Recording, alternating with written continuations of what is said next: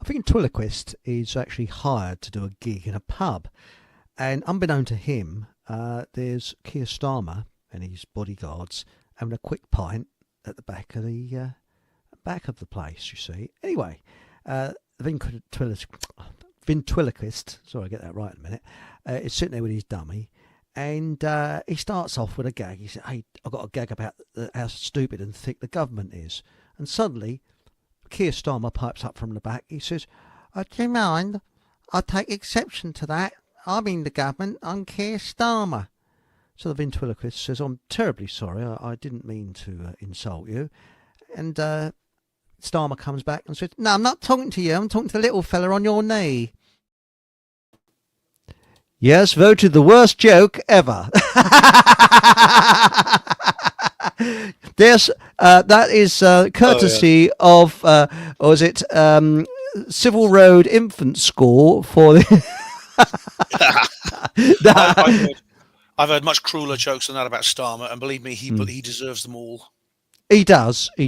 And by the way, good evening, Ben, Emlyn Jones. Now, what Ponzi title do you want for Fockham? Because everybody has a Ponzi title in Fockham. Oh, right. Like His Royal Highness, UFO, or what don't you say? Or it could be a sort of... because we've actually got an ambassador for cheese out in America. We've got Last Zulu Outpost. We've got all kinds of different Ponzi titles. Call me the Lord of Hospital Portering Positive Chaos. Yes. That's Lord a good one, of, isn't it? Yeah, that suits me pretty well. Hospital Portering Chaos, or something like that. Yes, but now for those of you that are asking about the Ted joke, now Ted is the joke merchant.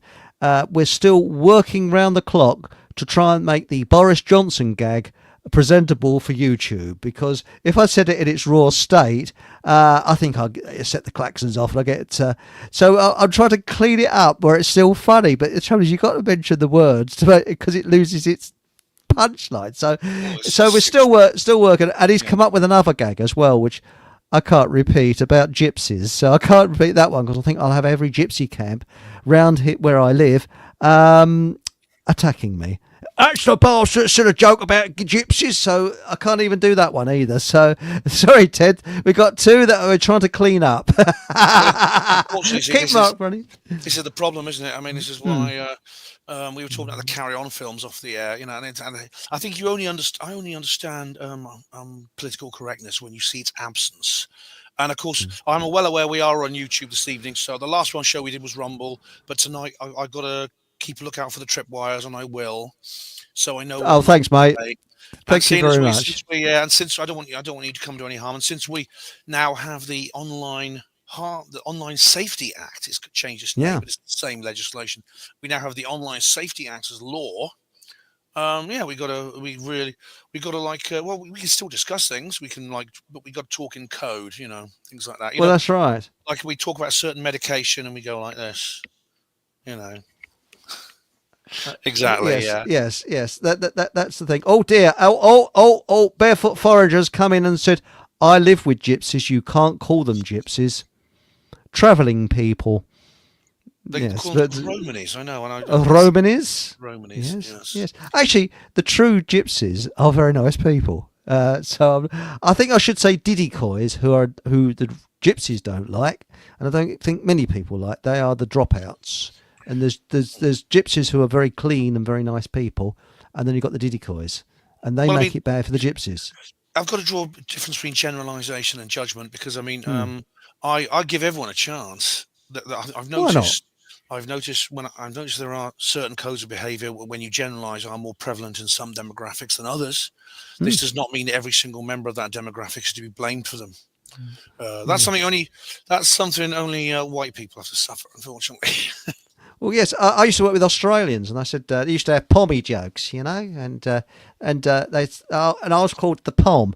Hey, do you know where a Pom keeps his money? I said no, under the soap.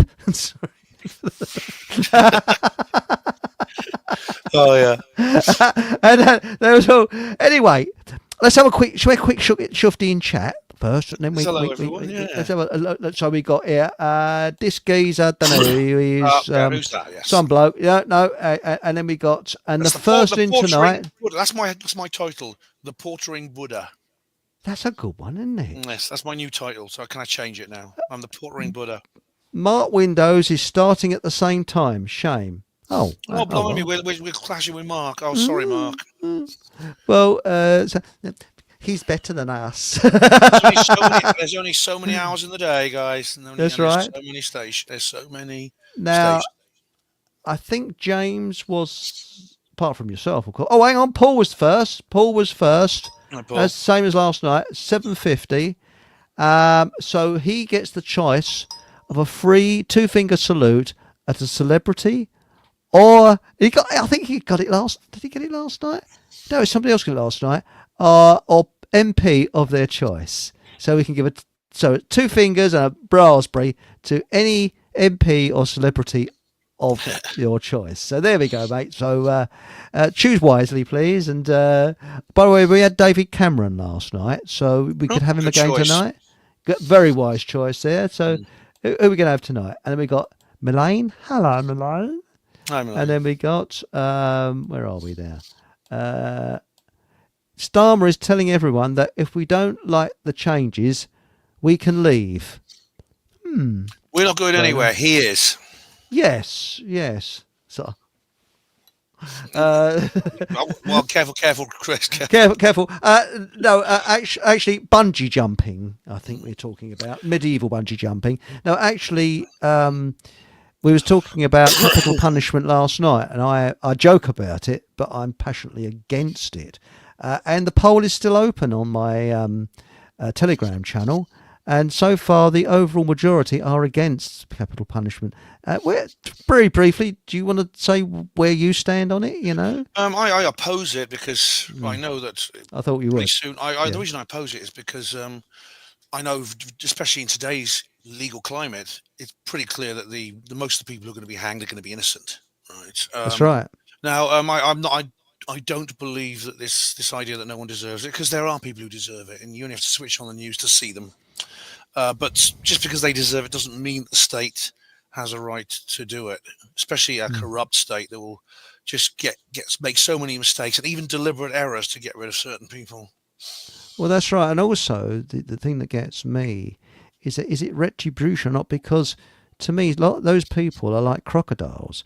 A crocodile will eat a person, a human being, because they're designed to do so. They are predators. And these people that murder and have got to them, it's not punishment when they go to jail, because they don't think they've done anything wrong, or if they do think they've done something wrong, so really, it's not really making any difference. My view is to shove them on an island.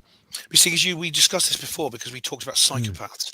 Psychopaths live in the eternal present. They don't have no concept of past or future, so they cannot regret their past. They cannot fear their future.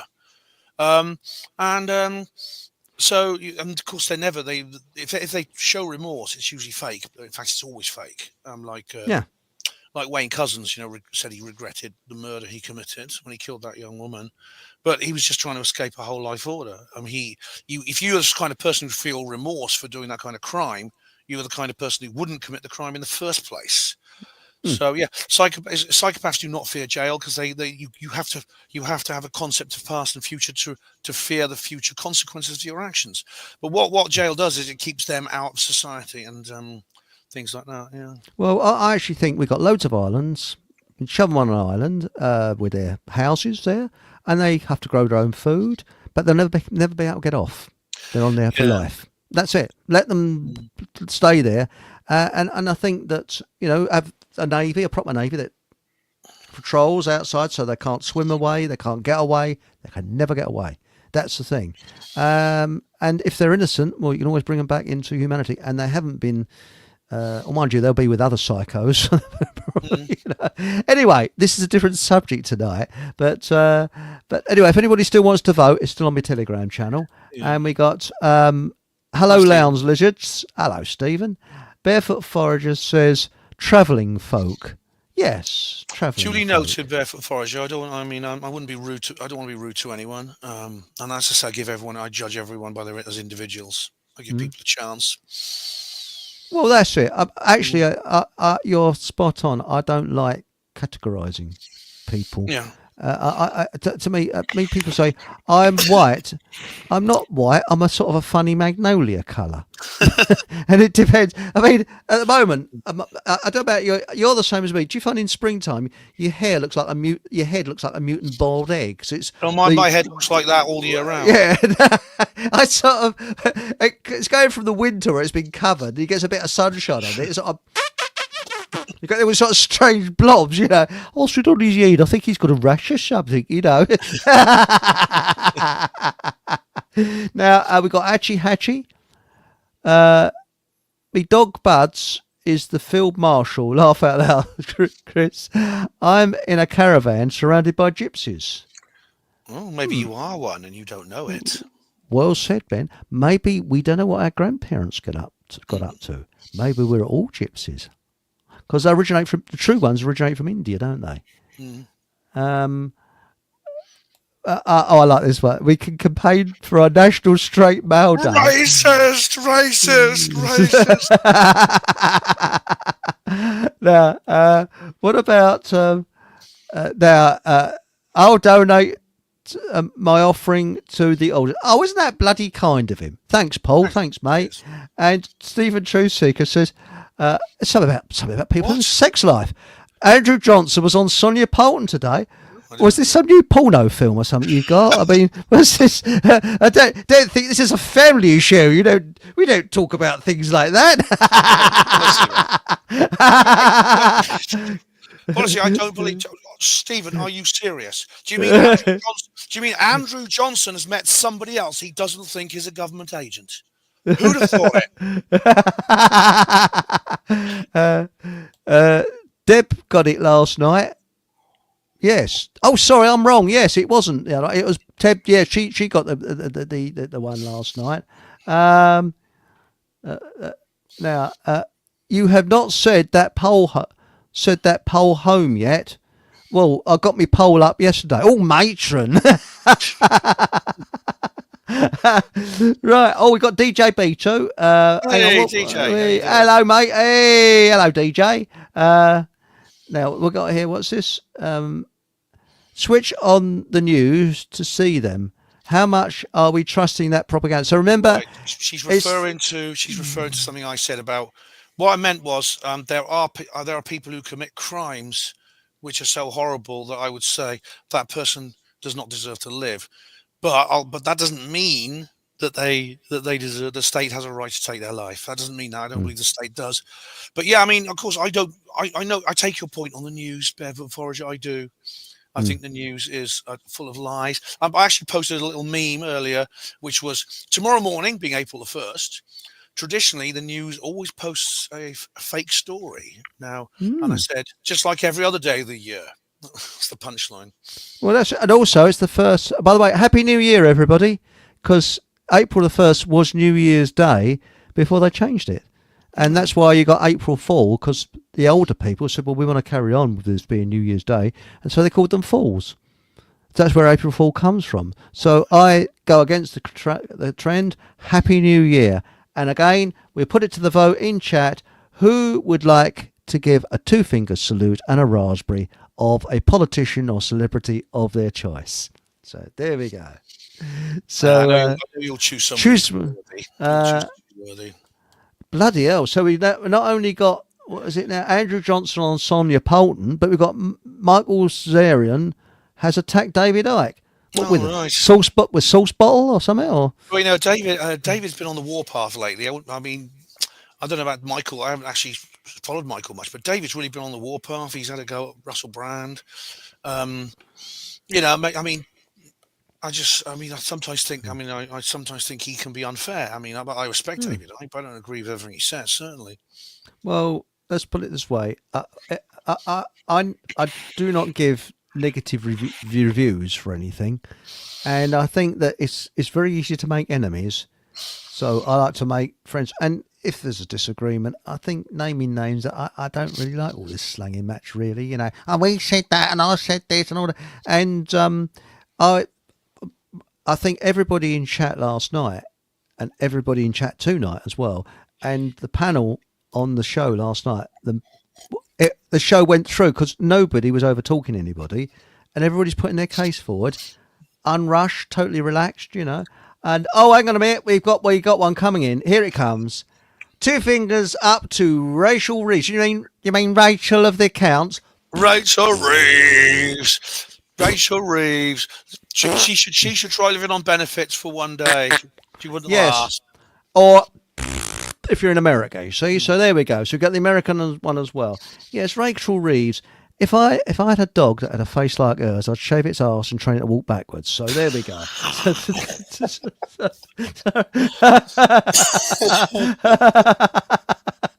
You like that one? A lot of the French are very unhappy, more than unusual. I'm not surprised. Are they? You're talking to me before the show started. They're looking up. It's unbelievable. They're extreme right, whatever it is. Well, apparently, I mean, they've locked up Marine Le Pen. Marine Le Pen is actually their most one of their most senior and most long. Oh well, hey Deborah. Thanks very much, Deborah. But Marine Le Pen is one of the most senior and longest-sitting statespeople, and she's been convicted apparently of embezzling EU funds, which is a bit like handing out speeding tickets at a Grand Prix, really, when you consider the bureaucrats the way they work. But obviously, as with Boris Johnson, she won't get away with what other people get away with, and so they've actually convicted her to 4 years in jail. 2 of them been suspended, so I don't know where she is now. She may be on house arrest. But, this has happened in France before. Let's face it, France is not like Britain. We in Britain enjoy a surprisingly stable society. That's quite unusual when you look across the world. We actually stop for tea and we play games of cricket. The French have revolutions. I mean, this has happened, like I said, this has happened before in France. And when this happens, France has regularly descended into bloodshed and to upheaval. I mean, they're on their 5th republic now, are they? I think so. I think it's 5th republic. But I think it's a bit like, when you used to look at fireworks, it used to say light fuse and retire. I think that's what's happened with France. Light fuse and retire. Because anything against that is going to go. Well, I wouldn't try going there. I'm glad the Olympics are over. I think most sports people are now. Because there was this issue just before the Olympics where there was a very dodgy situation when there was a hung parliament in the Assemblée Nationale, their parliament. And it was resolved. I mean, there was basically two parties refused to do a coalition. So there was this political crisis. And they said, let's wait till the Olympics are over, because they don't want anything to interfere with that. But of course, they can't wait forever. And it's probably something connected to that. It's probably something connected to that election last summer. But, it probably is. But they're certainly stirring up trouble, because it's like censorship. Yeah. Censorship always shoots itself in the foot. So the more people censor, the more inquisitive people become. Oh, it'll backfire, but backfire. They can't. Yeah, this is not like locking up some fringe person. I mean, her party was the largest in Parliament. I mean, she won most. Didn't have a majority. Like I said, it was a hung Parliament, but I think it's called the National Rally. Her party, it won the most seats. And the left wing party, Jean-Luc Mélenchon, he refused to do a deal with Macron's party, which is what normally happens. Which is normally they'd have a coalition, but he said, I'm not going to do it this time. So they said, no, you've got to. Otherwise, you're going to have to let Marine Le Pen become the prime minister, or choose the prime minister. And they said, no, we're not doing it. We're not doing it. And they said, we can't let Marine Le Pen be the prime minister. We better lock her up. If you can't beat them, ban them. Join them. Ban them. That's it. But actually, I discovered I'm far right. So I mean, I look on the map where I am, and I mean, Hertfordshire is pretty right. Now, you're in Oxfordshire. You're a little bit more left than me, aren't you? So apparently, people in Wales are really far left, and Ireland, well, blimey, they're so left. And then you got I don't know, Chris the gardener. He's a little bit more right than I am, because he's up in Norfolk. So so we're sort of. And Deb, what are you? You're I think you're up in. So you're a bit. I think you're a bit left than Hertfordshire. But good evening, one and all. Don't forget to hit the like and share the fuzz out of this video. Thanks very much, enjoy the show. Thanks, Deb. And DJB2, Le Pen, etc. Yes. Do you know, again, a blessing in disguise. A blessing, because because this is what happens in France when this happens is all hell's going to break loose. There could well be, there could. I mean, already the retired generals have got together and they said, look, we'll take over if there'll be a military coup if this is not sorted out. And this has happened in France before. It could happen again. You don't mess with French, and I think the reason why is they're more agricultural than us, and farmers think for themselves. The yellow vests, they were individuals; they didn't have a leader, and that's the best way. So anyway, before we go any further, first of all, hang on a minute. We got someone here. I'm centre left, Wiltshire, originally Merseyside. So there we go. So you're centre left there. Now Ben's got a bit of a coldy. Any remedies here that we can, household remedies? So I've had a cold for about a month. Well, it was a cold and it's sort of turned into a cough, and now the cough is sort of wearing off. But I've still got a very hoarse voice, which has helped in a way because I've had lots of fan mail sent to me from ladies. This the Barry White effect. Hi there. Yeah, I will return the underwear. I will return. I don't normally talk like this. It won't last forever, ladies. Right, but you was going to talk about spirals. Now, are they the ones you buy in the supermarkets? Hang on, what is this?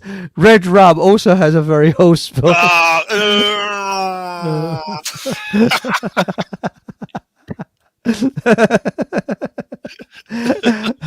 Paul's. I think we're changing him from the Fockham Transport Minister. I think to gag minister because he's really out there. He really is a gag merchant. Was this? Candace Owens' father-in-law is the treasurer of the Conservative Party. Well, UK. She called out Macron's spouse as being a man, not a woman. I saw that. Yes. Yes. I've actually seen some a funny place to store his apples and carrot. I've noticed, or cucumber, rather. Yeah. Well, yes. I mean, it's funny you should say this, but the only I forgot her name, but this or his, it, she, he, its name. They, them, whatever it is. The story of how they got together is rather dodgy, actually, because they met when Macron was 14 years old, and they, them was his school teacher, and they, them were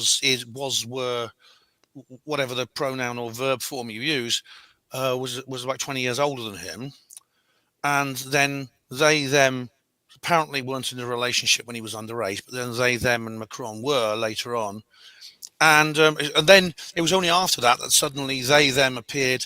I think the phrase is female presenting. And so it's possible that Macron's partner is of indeterminate gender. Now, if that's the case, I mean, if some people are of indeterminate gender, and I don't. If they're adults and they really feel that way, I'm not the one to talk them out. I'm not going to try and talk them out of it. I'm certainly not going to condemn them. However, I don't know. Maybe Macron should just be honest about it. I mean, in this day and age, he'd probably get a lot of left-wing support, actually, because he is not actually a far left. He's often regarded as a kind of like centre-left liberal. If he said, "Look, I'm dating my wife stroke husband is a he, she, they," then a lot of the left-wingers would say, "Oh man, that's so progressive, Emmanuel. We'll vote for you. We weren't going to. We were going to vote for the communists, but now we'll vote for you." So he might as well be honest about it, and she could be honest about it, Well, she, he, they, whatever it is. Really, I'm a bit worried about my leg, you see, because my neighbour's dog fancies my leg, and as I've said before, it's had rape counselling. So what does that make my leg? I mean, I don't know. My leg doesn't fancy my neighbour's dog. That's the thing, So. Dogs are they're wonderful creatures. Right, now we're going to go into the details of your cough now. Right. So, Barefoot Foreigner, is your cough productive? If so, what colour is the mucus? Frothy, thick? So come on, gobble over this camera so we can see what it is. Well, I appreciate the gesture. I really do. It's actually not. I'm not bringing anything up. It's dry, kind of dry cough, but if it was, honestly, I'd be happy to sort of like talk about it. But I appreciate appreciate you wanting to help. I really do. I think what's happened is I've got a slight infection. It may be a mild one because I don't feel ill. Now, the thing to do normally would be go to the doctors and get some antibiotics, but because I can't go around like this. I want it gone in 2 days flat or something like that. I'm going to let my immune system deal with it. As long as I don't feel ill, we've got an immune system for a reason. Sorry, I can't. This is YouTube. A certain industry that produces medications wants us to forget that we actually have an immune system. Wants to replace it with something else, something artificial. Well, I'm going to exercise and use my natural immune system as much as possible. If I need to go to the doctors, if I get sick, I'll go to the doctors. But I don't feel ill. I've just got this rather annoying voice that makes me sound different. It makes it an effort to talk. I go, like that. I mean, it takes more lung power to talk. So, in fact, I'm getting hot now because of the effort. But thanks. It is warm. I appreciate your help. I do. Thank you. Also, there's another one here. Cayenne pepper is good for your chest, Ben. Swallow, don't rub it in. Yeah, so I wouldn't advise rubbing it in. It's not very, especially it gets into your naughty bits that you'll certainly make your eyes water then. So cayenne pepper. Yes. No. Thanks very much. I'll try that. I do actually have some. I'll try that. I've heard it's good, though. I've heard that's good. Thank you very much. Well, I'll make a sort of what I call it Fockham curry, you see. So it's traditional Fockham curry, and I actually mix turmeric with cayenne pepper. Put it in my stews and that. Well, God, blimey, it blows your brains out. I imagine you'd have one of the hottest curries, yeah. Yeah, I kind of like stuff like that. Ben, I used to be hotter than you. Oh, really? Then we got here DJB2. Lots of videos on the other streaming site questioning Macron's wife's plumbing. So there we go. Well, it's understandable. Now Candace has broached the subject. Of course, other people are going to. And I mean, like I said, in this day and age, you'd think that he'd actually be quite openly speaking about it if it were true. And I mean, considering there's no evidence this woman as a female person existed before about 1997, and it's not surprising that people are asking that question. That's right, and it's quite interesting. But Paul said, by the way, this is Paul. Don't mention anything about buses, all right? So nothing about buses, because I've sent in some pictures of full frontal 251 bus. Ooh. Even with the engine bay exposed. Whoa. The bus fetishists. Must be a politician thing, because Obama's other half is clearly Big Mike, not Michelle. Yeah. Yes, exactly. I mean, I can't look at a woman and think to myself, that's a bird. Not when she can beat me in an arm wrestle. No Precisely. way. And Precisely. Mike could, I tell you. But she could beat me in an arm wrestle any day. But you think about it, a 14-year-old boy. That's the fantasy of most 14-year-old boys for their French teachers to fall in love with them, isn't it? Really? Well, I mean, French women are superlative. They really are. I mean, they are. I mean, I don't want to go into details, but they are extremely erotic, I must say. I mean, but my French teacher was English, and I didn't fancy. Oh, my one was Cockney, so we could speak. Call blimey, s'il vous plaît.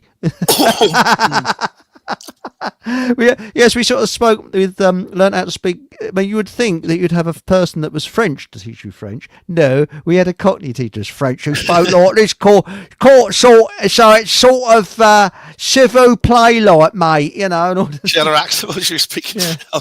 But I've actually found that speaking loudly, you can get by just speaking loudly, and it's up to them to learn English. Sorry, France I wasn't too bad in France. I went with the school, but I didn't have a good time. But it wasn't because it was France. It was because I just hated school. So did I. I was allergic to school. Yeah, when I left it, it was only when I left it I realised how bad it was. Same here. I actually was allergic to school. I hated every minute. From the day I was pushed in, kicking and screaming, when I was an infant. To the day I left, I hated every moment of it. Yeah. But now, anyway, what I was going to say is, was it DJ? The EU is evil, same as the UN, and what Paul says is plenty of vitamin D and vitamin C. Thanks, Paul. And I actually make my own sauerkraut, and that's packed of vitamin C. I'm taking like a vitamin C. I eat lots of fruit. I'm eating fruit, and I work outdoors, and it's been quite sunny the last couple of days, so I should be getting plenty of vitamin D. Should be. So yeah, Lambert's vitamin C though, that one, the slow release, that's pretty good because it's for 6 hours. It slowly releases it. But now we got some more. This is Dr. Barefoot Forager. No, she's very good actually, Barefoot Forager. If you're not coughing up green thick mucus, you don't have an infection. Oh right, good. Well, because I'm actually not, so that means I don't. It's probably in that case it's post-viral. So yeah. Oregano oil is good as natural antibiotic. Thanks, Mylene. And what's this? Frank's cayenne hot sauce is a good way to add cayenne to your diet. Oh, right. Frank's. That's nice. Yeah. Thanks, DJ. Oh, by the way, I've thought of a joke. It's a curry-related joke, actually. Or sort of like, okay. What do you get if you cross a very controversial radio presenter with a chef at a curry house? I don't know. Joe Rogan Josh. Had someone laugh at that. That's a hot one, isn't it? And do you know that's a cracker because it's gone all the way to New Zealand. Morning, Stig. Morning, Stigways. That's it. So New Zealand. Oh, wow. Thanks for joining us. So you're heading towards autumn, and we're heading towards. Well, we're in spring, aren't we? So yeah, I'm glad to say. Yes. Anyway. On with the show about spirals. Yes, now, the only thing I know about spirals is these pictures, and you used to buy them in sweet shops. Oh yeah, and what happened was, and I don't know how it was actually a week ago. It was actually last Monday this happened, and it was extraordinary. And there was, maybe I can share one of these photos. I think you have to give me permission. Yeah. But do I? Maybe you shouldn't do anything. Do anything you want. Can you? It's the way StreamYard works. But I'll just see what I can do. See if I can put it on. Is it coming on? Okay, yeah. All you have to do is click where I've. Do you see the click? Do you see where I've actually just there we are. Right, yeah, there we are. Right, okay, here we go. So I'm just sharing. That's my clever. Screen. Hang on, I take Stig off. Here we go. There we go. See it better. This was seen at just before 8 p.m. This appeared, as you see. This particular example is of a Calne, which is in Wiltshire. Centre right, Stephen. Centre right or centre left, and It looks like to me like a spiral galaxy, like the Andromeda Galaxy or something. But it is actually something that appeared very briefly in the sky for about 10 minutes and then faded away. And this was seen over a vast area, actually, from I think the most northerly report was in Sweden. It was seen in Italy. It was seen in Ireland, as far east as Romania. I mean, this is something that must have been quite a high altitude to have been seen over such a large area, because it was above the horizon for basically the whole of Europe. So it must have been quite an altitude. It lasted about 10 minutes and then it vanished. So that's enough now. I can just okay. Shall I take it out? Yeah, just take that. You've got to take that down, and there we go. That's it. It lasted about 10 minutes and it vanished. DJ, you're getting ahead of it. We're getting ahead of me, but yeah, I see what you mean. Now, what happened after that was there was this actually free. It was everywhere, all over the internet. I saw it everywhere, and I missed it because I was indoors editing. I was editing the latest edition of Third Rail Radio, so I missed it. I mean, the things you were derailed. I was literally derailed on Third Rail Radio. Yeah, I mean the things I do that's actually it's a podcast only show I do every week, and I can't give us a plug. Come on, plug away. Third Rail Radio. Yeah, of course I will. It's a show you can listen to every week on Monday on Radio. Shall I pop you back on the stage? The other one. It's right. I'll put the link in. Here we go. Let's find the link for you. This is the latest episode. Oops. But yeah, I was just editing this. I was editing the one last week. There we go. Oops. Oh, actually, I'll just show it you there. I'll show it you there. See? Do you see it? I see it. Yeah. That's the latest episode. That's the latest episode there. And so I was doing that last week, and I missed it. I missed the whole thing because I was doing that, and then it was all over. It was everywhere. It was all over the internet. I said, everyone said, "What's this? What is it?" And there was no. Funnily enough, there was no response at all from anyone. There was no response from the. There was not. It was not really mentioned. It was not mentioned in the news. There was no response from the usual debunkers. And then what happened was the following day, the Met Office came forward, and they said, "We think we know what it is. It is the previous evening, just before this happened, there was a launch. There was a rocket launch. SpaceX launched its Falcon 9 capsule into space, its rocket into space.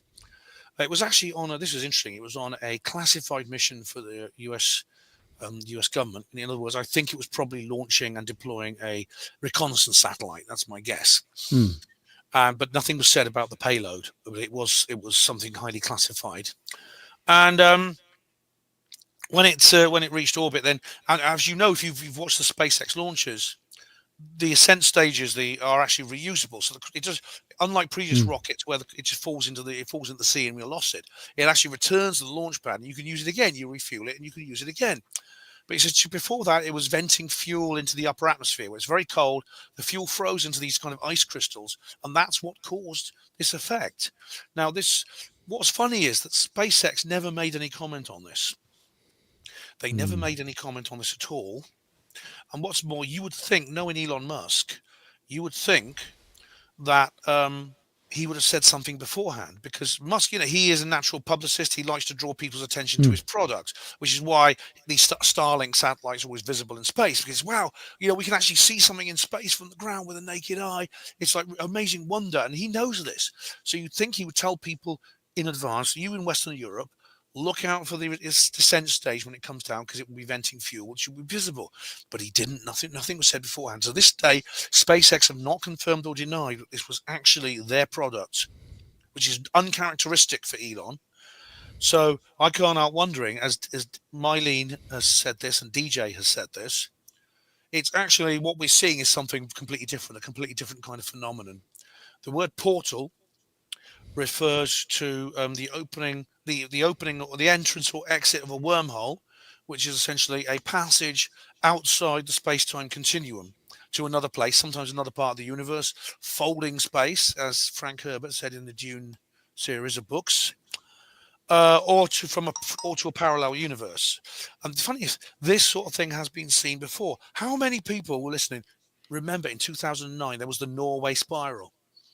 Do any of you remember the Norway Spiral? No, I don't remember that. But also, does this coincide with what's happening in Switzerland with this CERN thing? Because there's some weird stuff. By the way, just tell me if you want me to add that onto the screen. Right. I don't know much about this, but I'd be happy to learn more, because I've seen some people posting videos saying, "Oh, this is to do with CERN, the Large Hadron Collider, or something to do with that." So yeah, and I'm just wondering. All I know is that this has been seen before, and there's this meme going around where there's this box with 15 different examples from around the world. There's some from Africa, there's some from China, and there's the famous Norway Spiral of 2009, which is actually a very beautiful thing. It's almost like a flower blooming in the sky, a spiral. It's like the Catherine wheel firework going round and round and round like that. Now, again, there was silence after this happened. The usual debunkers didn't say a word, and then they said, "Oh, it's actually a malfunctioning Believer missile. It was launched from a submarine without a warhead, of course, for a test, and it failed. Therefore, it created this amazing effect. That was the exhaust from the missile as it was spinning on it was rolling on a tailspin." Now, they're saying the same thing now with Elon's rocket, but both of those things could be cover-ups. Well, I think they may well be cover-ups. I think you're right, because they have an answer for everything and an answer for nothing. And these do. And I think what Marlene said here is the veil is very thin now. I mean, for example, you might think I'm a bit of a nutter, but I don't believe that anybody's ever set foot on the moon. I don't believe I don't believe we've got some people in a tin can floating around the Earth, because well, you see their hair. Now, if you look at have you seen that permanently stuck up like that? Well, if it was weightless, it'd be going up and down, wouldn't it? So they got this sort of hairspray. It looks like a beehive that's gone wrong, and I think, well, I can smell bullshit or see bullshit, and I'm positive it's bullshit, because NASA. National Association of Space Actors, you know. I mean, it's also, because I was actually going to do one live from the Fogham space station and have a banana on a piece of string, and you know, so I have it. Look, it's floating. Look, it's floating past, you know. But no, I question a lot of what NASA's up to. I really do. As far as the moon landings go, I agree with you. I mean, I think it's possible people have been to the moon, but it wasn't Neil Armstrong on a rocket in 1969. It happened before then, and it was people. Oops, have I frozen? You've frozen. All right. I can still hear you. What an awful expression. I mean, trust me to get that kind of expression. All right. Is my camera stopped working? I wish it had been a different expression. Actually, I usually find switch off and switch on again the camera, and that might help it. I look like I look like I've just seen a ghost, literally. Okay, here we go. So I'll pull it looks as if you just rubbed the cayenne pepper in, you know. Bloody hell, you know. Sprinkled it down your underpants. Right, now let's switch on again. See if you unfrozen it. Right, how's that? Because you're coming your stream's coming through pretty That's good. The main thing. You can hear me. I don't see work. Oh no, there's a camera. Is it gone? Kaput. I'll try my spare one. I'm sorry. That's could be the camera. Spare. 1 sec. But whilst you're putting this in, we go through now what we got here. I want to say something about NASA in a moment. There we go. Okay. Right, try let's have a look at that bleeding thing. Come on, let's everybody think positive thoughts. The camera's going to work. Right. It's right. Let's see if it works. The last USB device. Okay, shove it in. Well, you can blame me because I suggested switching the camera off and on again. Bleeding thing switched off and didn't want to switch it. All right, it looks like your yeah, never mind. You can hear me anyway. That's the main thing. But well, the NASA. Now, as far as NASA goes, I agree with you. You don't, NASA. You can't trust. You can't trust them. You're never a straight answer. Say actors and stuff. As far as the moon landings go, yeah, absolutely. I mean, I don't believe a damn word they say. I'm sure people have been to the moon, but they've been to the moon on. They haven't been to the moon on rockets. They probably went before then. We're using anti-gravity technology in the form of the HTN. Oh, you can see it right. In the form of the secret space program. Now, I do think the International Space Station is real. I think it's real. I mean, the anti-gravity effects can be explained. I mean, obviously, if there may be evidence might come to light which will make me agree with you, but so far I don't. But it doesn't mean I'm open to the idea if it's a possibility. That might happen. But there you go.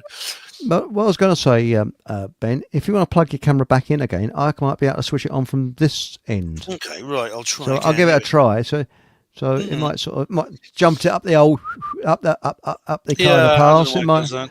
Right, anyway, I plugged it in. Can you plugged it in, right? So edit mic settings. Let's do some mic problems. It should say HDN webcam. It should be the reduce mic background noise. Ultimately adjust mic volume. No, it's nothing about echo cancellation. Actually, says the clangers are after me.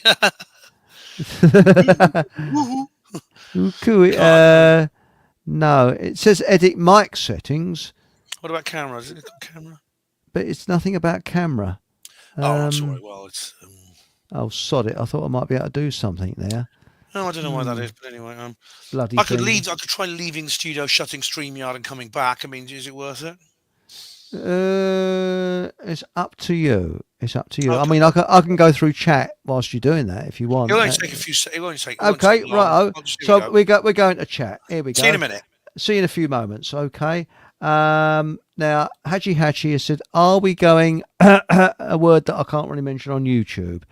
Probably. We don't know where we're going to go on this one. And then we're going to go,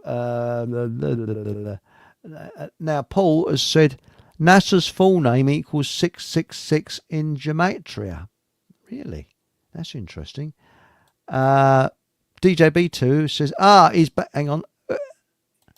Hey, that's better. So hang on, so I freeze now. Surprisingly easy. Yeah, that was surprisingly easy. I didn't expect that. Yeah, actually, it always looks as if when the camera freezes, it always freezes in an expression with me as if I've just discovered that farts shouldn't be lumpy. It's like, sorry, it's worse than a bloody passport photo, isn't it? Yeah, that's right. That's good. I feel it's my fault because I said, "Well, we'll switch the camera off and on again." The bleeding thing wouldn't switch on again. I think that was a good idea to try it. Yeah, the clangers. Yes, I love the clangers. But you know something, like the it's interesting because I don't know about the CERN thing. I mean, the Large Hadron Collider. I'll have to look into that. If you've got any information on that, I'd love to see it. But what I have done is there's a very good film called A Tear in the Sky. It was directed by a Canadian lady. What was her name? Hang on. But I interviewed two guys who were in it. Hang on. I should know her name. I was just talking about her earlier. Tear in the Sky. Here we go. Mm-hmm. And her name. But anyway, it's a very interesting documentary. And by this Corey. And it had so many Caroline Corey. Apologies, because I actually met her at the Contacts in the Desert conference.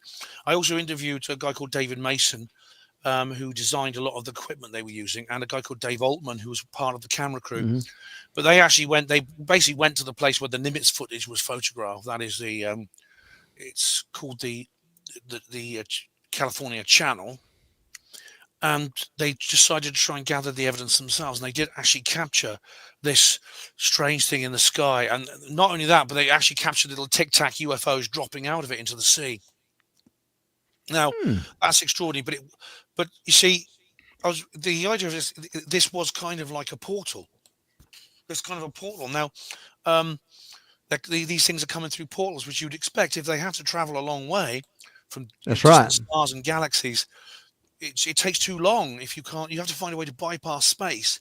Otherwise, it just takes too long because it's millions of light years. It's just too long. Even in a really fast spaceship, it would take ages to get the thousands, millions of years to get to where you need to go. So wormholes, they call it. Yeah, and I actually think that they're here, and we don't see it. It's like us looking at an ant's nest. Do the ants know we're looking at them? No. Well, maybe see, we are dealing with something that maybe it could be a form of intelligence we just can't comprehend. But either way, I think they are coming for us. They're coming through these. Now, the spirals in the sky might be a form of wormhole. We don't know. But so far, I've not heard any reports that's the kind of things that Caroline Corey's team gathered, which was objects coming out of them. I've never seen that. But they do.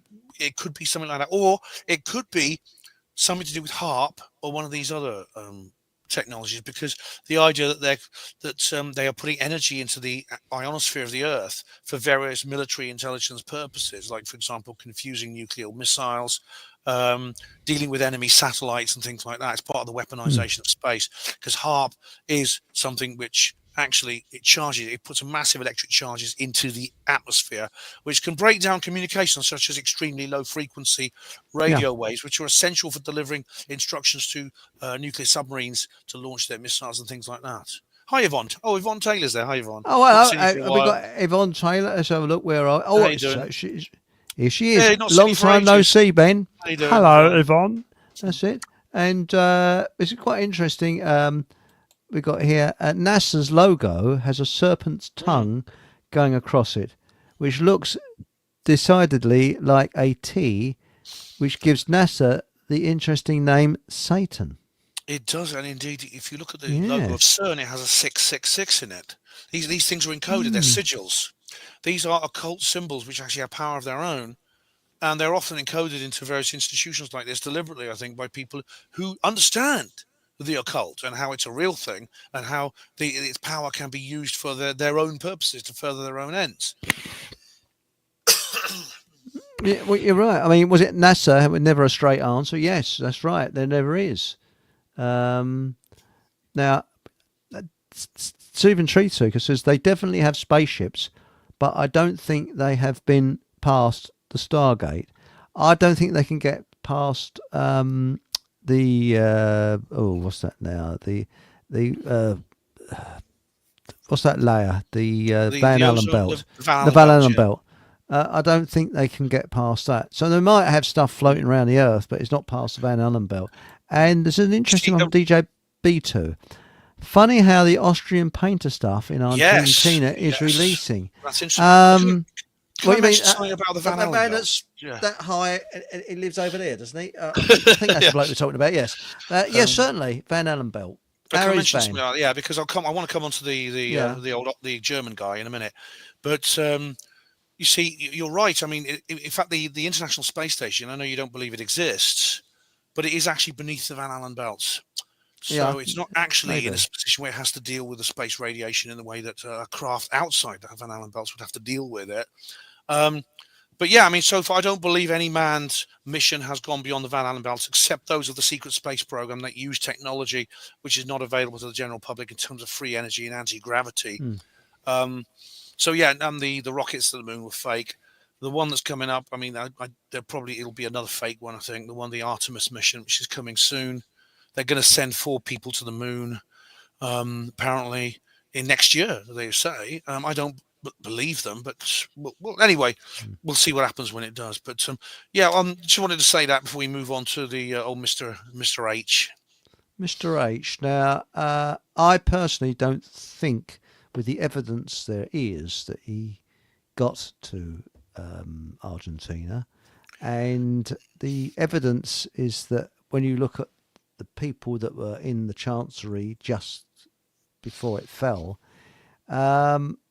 is that him and his wife, Eva Braun, were taken out, thrown into a communal grave, and then other corpses that looked like them were put into this place outside the Chancery and made to look as if it was them. Because when you look, that there was some bridge work done on Eva Braun's teeth, I think, and they just put some ordinary teeth in her mouth. They did a lot of things to make it look like it was them, but it wasn't. Also, why did Goebbels shoot himself and his wife, and they poisoned their children? Or kill their children with I don't quite know. I think they poisoned them. So over to you, Ben. That's the way I don't think he did escape, but that's okay. Over to you. Now, in terms of what happened in the bunker just before the Red Army reached it, there's several books about this being published which have contradictory conclusions. One of them was written by a Brazilian called Simone René Guerreiro Dias. And it was based on an interview with a man called Rochus Misch, who was the last witness of Hitler's... Sorry, God, I said his name, sorry. Mr. H's alleged suicide. It's like you only get demonetized. You won't get banned for just mentioning his name. That's all right. I'm not earning any money from it. Sorry. Because he was a young secretary in the staff of Mr. H. And so she wrote this book called Hitler in Brazil, His Life and Death. And this was based on what he said, and because she herself had come across information of a man called Adolf Leipzig, who was living in this region of, he was known as the old German to local people. And he lived in a region in central Brazil, in the Mato Grosso state, a city called Cuiabá, where he had lived since at least since the 1940s to his death. He died in 1984 at the ripe old age of 95. So he was born in 1889, like Mr. H. And this guy Rogus Misch basically said that he didn't die. Now, this is backed up by some other things as well. For example, the dental records. Now, you mentioned the bridge work that Eva Braun had. Now, Mr. H also had. Now, funny enough, he was scared of the dentist, so he didn't go very often. That's one thing he had in common with Stalin and Churchill, incidentally. They all three were orthodontophobics. They were scared of the dentist, yeah. And that is interesting, isn't it? Yeah, something they shared. I never knew that, yes. What happened was that when the dental records were released, and they were released from the old KGB files along with the UFO stuff and that, when the Soviet Union fell in 1991, and the records were produced, and they were compared with Hitler's known dental records, because he did go to the dentist a couple of times because he just for emergency treatment when he had toothache. They don't match. The corpse was not Mr. H. It was not him. That's right. There's also another strange thing now. Mr. H appointed a successor as Fuhrer of the Third Reich at the time when the Third Reich was basically just a few square miles around his bunker, because it was surrounded by the Red Army who were closing in. Now, there was a lot of people he could have appointed. Albert Speer, he could have appointed Heinrich Himmler, he could have appointed, all these other senior people in his cabinet. Dönitz. You got it. He appointed Admiral Karl Dönitz. Now, he was not head of the Kriegsmarine, the German Navy, but he was head of the famous U-boat fleet. So he was in charge of the submarine force, which would have been essential, especially because he had on his disposal a Type 21 U-boat. Now, this has often been called the first modern submarine, or the first true submarine, because it had the ability to travel dive without surfacing, because it had a snort mast. So it could actually recharge its batteries by raising a snort mast rather than surfacing. It was the first submarine that could do that, like modern subs can.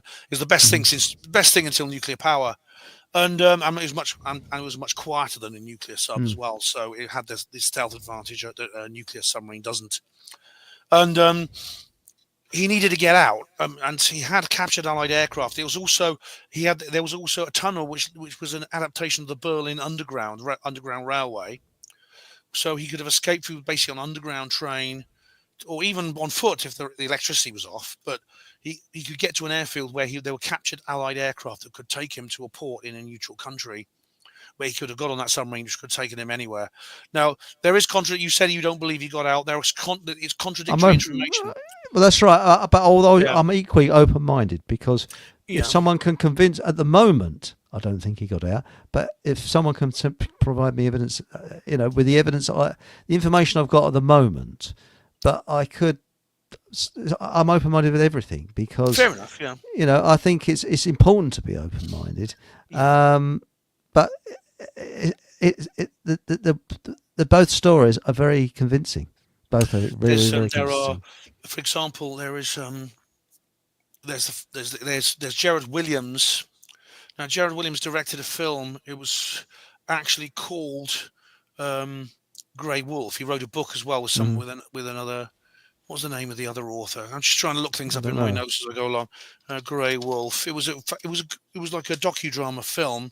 Grey Wolf book. This was a book by Gerard Williams and Simon Dunstan. I didn't meet Gerard Williams, but I spoke to him. He died in 2022, but I actually did speak to him. I was going to do an interview with him. I never got round to it, unfortunately. But he directed a film based on it, which used to be on Amazon. Now, he alleges that Mr. H, again, he didn't die in the bunker, and he got out with a few other people, including Eva Braun. He didn't go to Brazil, though. He went to Argentina. As you know, Juan Perón, the president at the time, was a sympathizer of the Nazis. Now, when he was there, though, his life story is different, because he did move to several places in Argentina under several aliases. He eventually died at the age of 73 in 1962. And there was a photograph in the book showing him as an old man, or a man just before he died, which is again, it's not conclusive, and of course this flies in the face of all official history. And it's understandable that in the aftermath of World War II, just after the victory in Europe, people just wanted to believe he was dead. It was important politically for him to be seen to be dead, because, and this is exact parallel with the supposed death of Osama bin Laden, because there's actually a book called No Easy Day, written by remember, he's called Mark Owen, was his pseudonym. Now, according to the official story, Osama bin Laden was killed in 2011 by US Special Forces at Abbottabad in Pakistan. I've read the book, and I've read the documentary. I've listened to interviews with the author, who was a member of those special forces. He allegedly wrote this book without permission without approval. so he was revealing information that he shouldn't have. But as far as I know, he suffered no legal consequences from this. But again, the evidence that Osama bin Laden was killed is very similar to Mr. H. The difference with Mr. H is there was a photograph of a body which turned out not to be him. There is no photograph of Osama bin Laden's body. None. And this is really weird because I remember when it happened. I remember when it happened. I was on night shift. I was on night shift at the hospital, and everyone was saying they were all gathered around a TV set. I said, "What's going on?" They said, "Bin Laden's been killed. They've got him. They finally got him." And I was watching, and we were all fascinated. And then there was an interview on BBC News with someone from the US Embassy. And they said, and at that time, there were celebrations breaking out all over the States, and people were cheering in the streets, just like they were on VE Day when Hitler was killed, right? And Obama came on stage, and this was a massive, massive coup for him. Obama came out and says, "We've got him. I sent in the special forces, and we got rid of him. And Michael is standing behind me, and I better do as I say, or she will beat me," and things like that, right? And then the funny thing is, this person from the US Embassy was interviewed on BBC News saying, "This is amazing."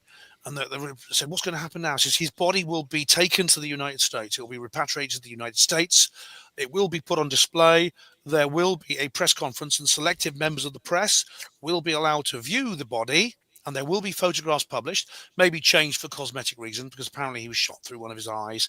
You know, you have to cover these things up. I know from being a hospital porter, I know this has to be done sometimes. Not a pretty sight, yes. Yeah, but so they'll put a patch over or something. But his body will be put on display, and there'll be a period of about a week, and after that week is over, the body will be returned to the Bin Laden family for burial.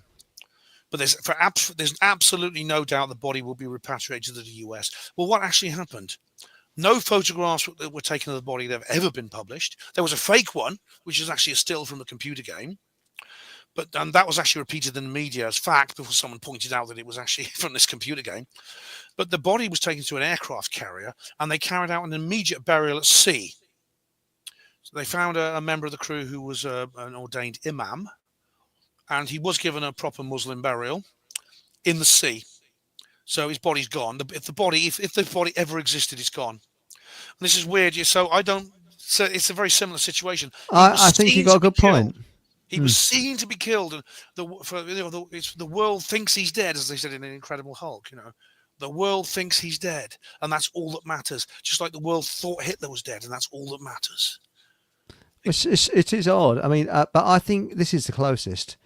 This is a Redder Skepful. Says Mr. H ended up playing keys in Sparks 1970. Yeah, who knows what happened to them? Who knows what happened to them? It's like, who knows what happens to these people?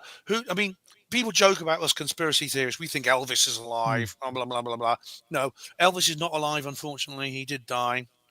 Yes, but it's easy to marginalize us. But there's distinct reasons for doubting the official story of these deaths.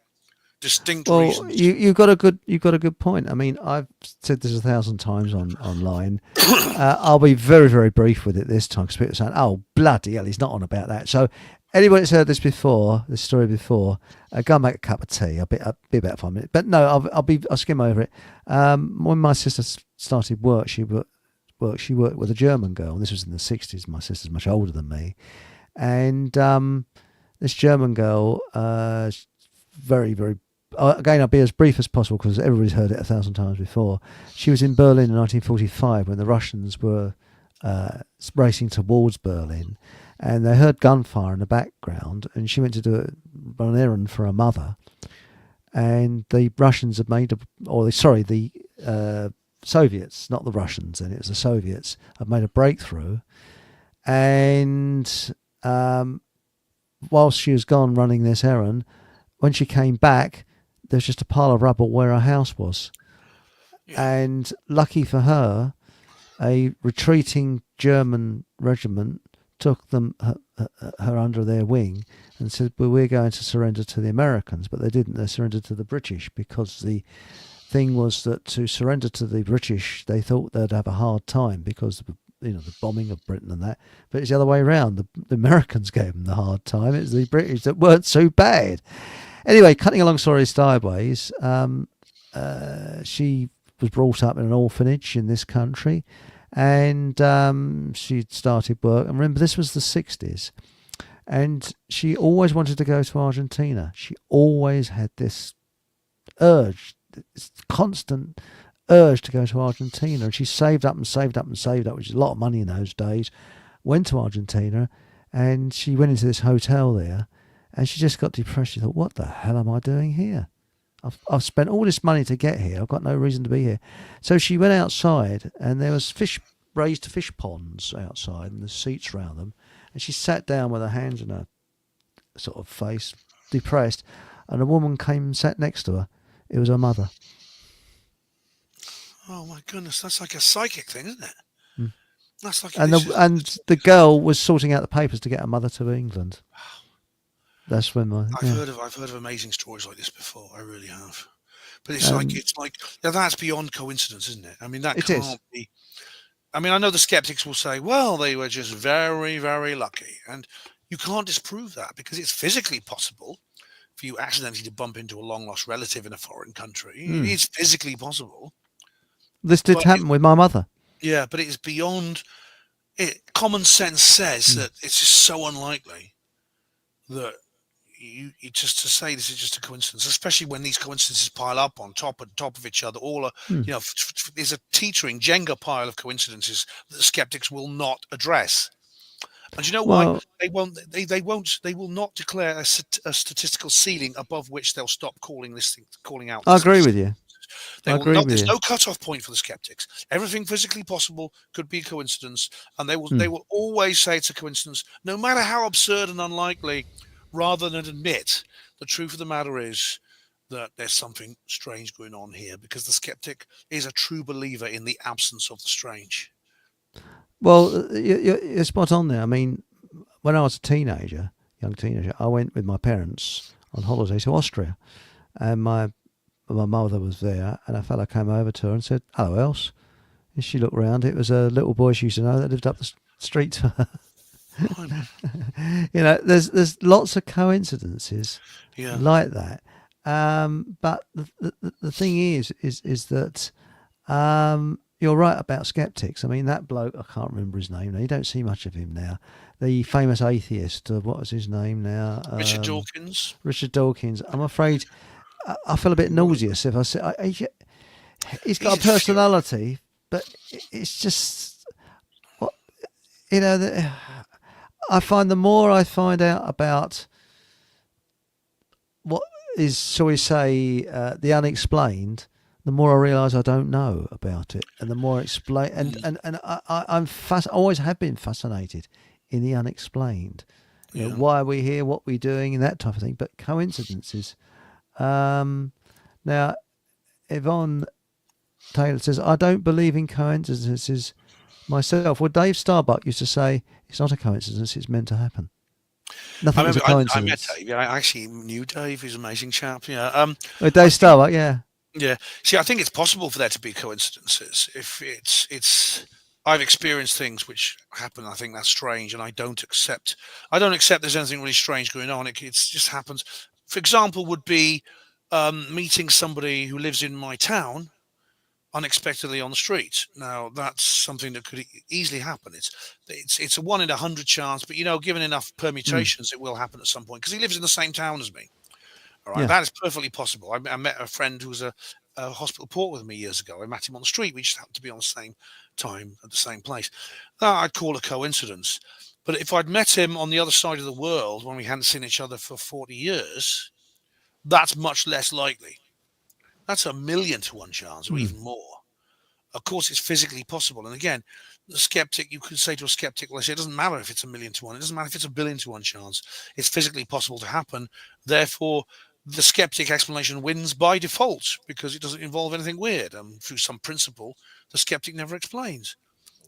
Well, have you ever... Sorry, go on, Chris. No, carry on, Ben. No, it's okay. There's a book called Beyond Coincidence that lists these incredible occurrences that is really worth reading. There are 2 authors. I can't remember their names, but there's amazing things, like the guy who lost his dentures in the sea when he was windsurfing at the Isle of Man. He lived in Liverpool. A few years later, he's walking along the beach in Liverpool. What does he see washing up? on the sand. He put them in his mouth. They were his dentures. He lost them 5 years ago off the Isle of Man. That is a 1,000,000 to 1 chance. Trillion to 1. Yeah, trillion. You right place at the right time. But have you ever tried avoiding someone and you keep bumping into them? That is a terrible situation. You're trying to avoid some bastard and you keep bumping into them. Yeah, but that's because I think you do in essential thought forms create some kind of energy out there that can almost manipulate things into happening. It's not like the only force at work, but it is a distinct force at work. Like if you're feeling, I know for a fact if I'm walking along feeling angry and belligerent, I will meet someone who's the same way and I'll get into an argument with them. You can almost guarantee it. Yeah. That's the thing. Like attracts like. You get into an angry mood and but this is an interesting one. Stephen Truthseeker. Well, what happened to those German? Oh, and also German ones as well. And let's go to Germany. German soldiers who were held captive here in the UK. Well, many of them were used as slave labour illegally against the Geneva Convention after the war. The Labour Party at the time, they changed what they were. And I spoke to a German veteran once who was put down a coal mine as slave labour. So that's totally against the Geneva Convention. It was, and they needed to get the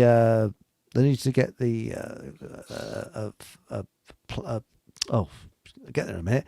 The agriculture, pick all the crops and everything in. So they used the Germans for slave labour, and it was 100% against Geneva Convention.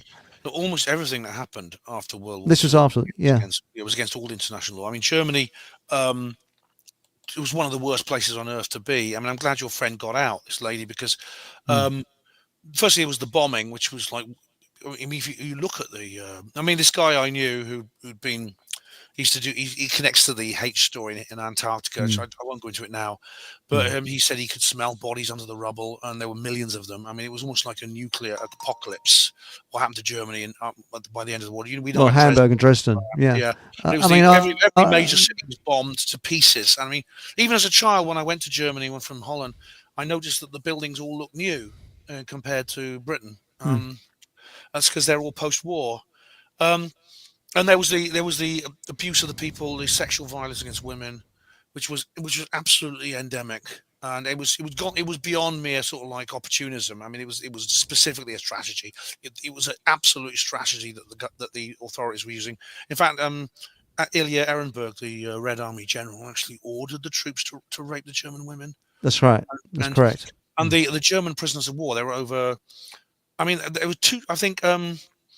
Was it 400,000 German prisoners of war? German troops were killed in the war in action. There were 400,000 were killed in action, 300,000 British, but like more than that number actually died in Eisenhower's camps, because they had these prison camps for the troops at the end of the war, which were just literally fields without any buildings in. That's correct, and they were not allowed to be fed. No, they were starved to death. I mean, Hereditary Getfucht said the Germans were set up like us all. Now we will. There's going to be a show. I can't say too much because it's on YouTube, and I assure you, we haven't got a inflatable model of Mr. H, and I haven't got jack boots and nothing like that. But we're going to be speaking about this subject on Rumble, and I'm going to speak because my father always wanted to speak with a German that had similar views to him, because he wasn't the stereotypical World War II veteran. And I'll be speaking rather, unfortunately my father passed away, but I'm going to be speaking on his behalf. Well, a long time ago, was it 15 years ago? Thanks, Ben. But I still miss him. We were very close. I'm going to be speaking on behalf of my father, and I'm going to speak to a German lady who will be speaking on behalf of her father, who's passed away. And it's going to be it's on the 20th of April. It just happens to be somebody's birthday. Mr. Yes. Yes, right. Interesting. But we're not going to. We're going to be neutral. Yeah. Sorry, I was going to say, Ben. Yeah. There was a book by Dennis Wise called Hellstorm. It was made into a Yes. documentary as well. I've only watched it once, and I don't think I could watch it again because it's just so horrible. The stories are just so horrible about what happened. I mean, it completely destroys the finest hour and the bulldog breed and stuff like this. The myth of World War II is completely destroyed by that film, and it's not just not the only source. I mean, this is official history. It's just not talked about. Well, that's right. After when we come off air, I can't do it on air, but there is it's strange enough. It's on YouTube. It's a Catholic priest who actually speaks about the truth of what really happened. He's done his research, and how it's allowed on YouTube, I do not know, but he's got all the facts there. And I think that when you try to look into the facts, I mean, my attitude is I want the truth. People can accuse me of anything you like, but I want the truth because I'm on the side of the innocent person who is a victim of totalitarianism, regardless of who they are, what religion they are. But I believe that when lies are told about what happened historically, that actually is very that is insulting the true victims. The actual true victims, they're being insulted because there were true victims on both sides of the war, and they always say that history is written by the victors. Well, that's why French history books have got so many blank pages, but we won't go into that. So, what's this? Well, that might actually change now. That might change now. We don't know, but well, it might do. But actually, joking aside, after the Romans, who were one of the most successful armies in the world, it was the French army until about the mid-Victorian times, which was the most advanced, most victorious army in the world, and then the British took over. But the French, bloody hell, they certainly went places, with Napoleon, ooh la la, But again, we're told that he was a nasty piece of work. Well, there's quite a lot of people that's looking into this and finding that he wasn't necessarily a nasty piece of work. So who knows? I'm open-minded. History has a habit. I mean, you've got to be careful what you say here because this is YouTube. History has a habit of turning completely mortal men and women into angels and demons. That's right. And exaggerating and like basically polarizing them. And this is often done for political purposes. So if you're reading a history or you're even in the middle of a war, the enemy will be portrayed as some kind of subhuman monster, no matter who they are. And no matter who they are, they'll be portrayed as such. Yeah. So, for example, I mean, you see it in propaganda. So, for example, you look at like Cold War propaganda books by Tom Clancy, for example, which portray the Mujahideen, the Afghan Muslims, as gallant heroes fighting the Soviet occupation because it was the Cold War. Then the Cold War ended. We had the War on Terror, and those very same people were the evil Taliban. Cloth wrapped, dirty, mustache twirling, guttural speaking monsters with bombs and guns and things like that. The very same people, the image in the popular press and popular media completely changed. And we see this now with the Russians because the Russians were the great overthrows of communism, and there was Gorbachev and then there was like Yeltsin. And you get like all kinds of like wonderful stories about the new Russia and things like that. But now it's come full circle. We have Cold War II, and it's the big bad Russians again, the monsters who invaded poor innocent Ukraine and never did a thing wrong in its life, led by that wonderful Mr. Zelensky, who was on the cover of Time. He must be such a good guy. Who buys property off of King Charles. Yeah, and so you've got to realise, I mean, as someone said, I think it was Barefoot Forager said early on, don't believe the damn news. Fair enough, because they will just they'll tell you what they want. It's propaganda. You to hear, so you will think and feel in a certain way, therefore behave in a certain way. As David Icke has made this point many times. That's right. I mean, I remember, I'm old enough to remember the Falklands War, and I remember reading in the newspaper that I don't know how. I mean, I laughed at it at the time that the majority of women in Argentina are raped because that's the way the men are conditioned which is bullshit.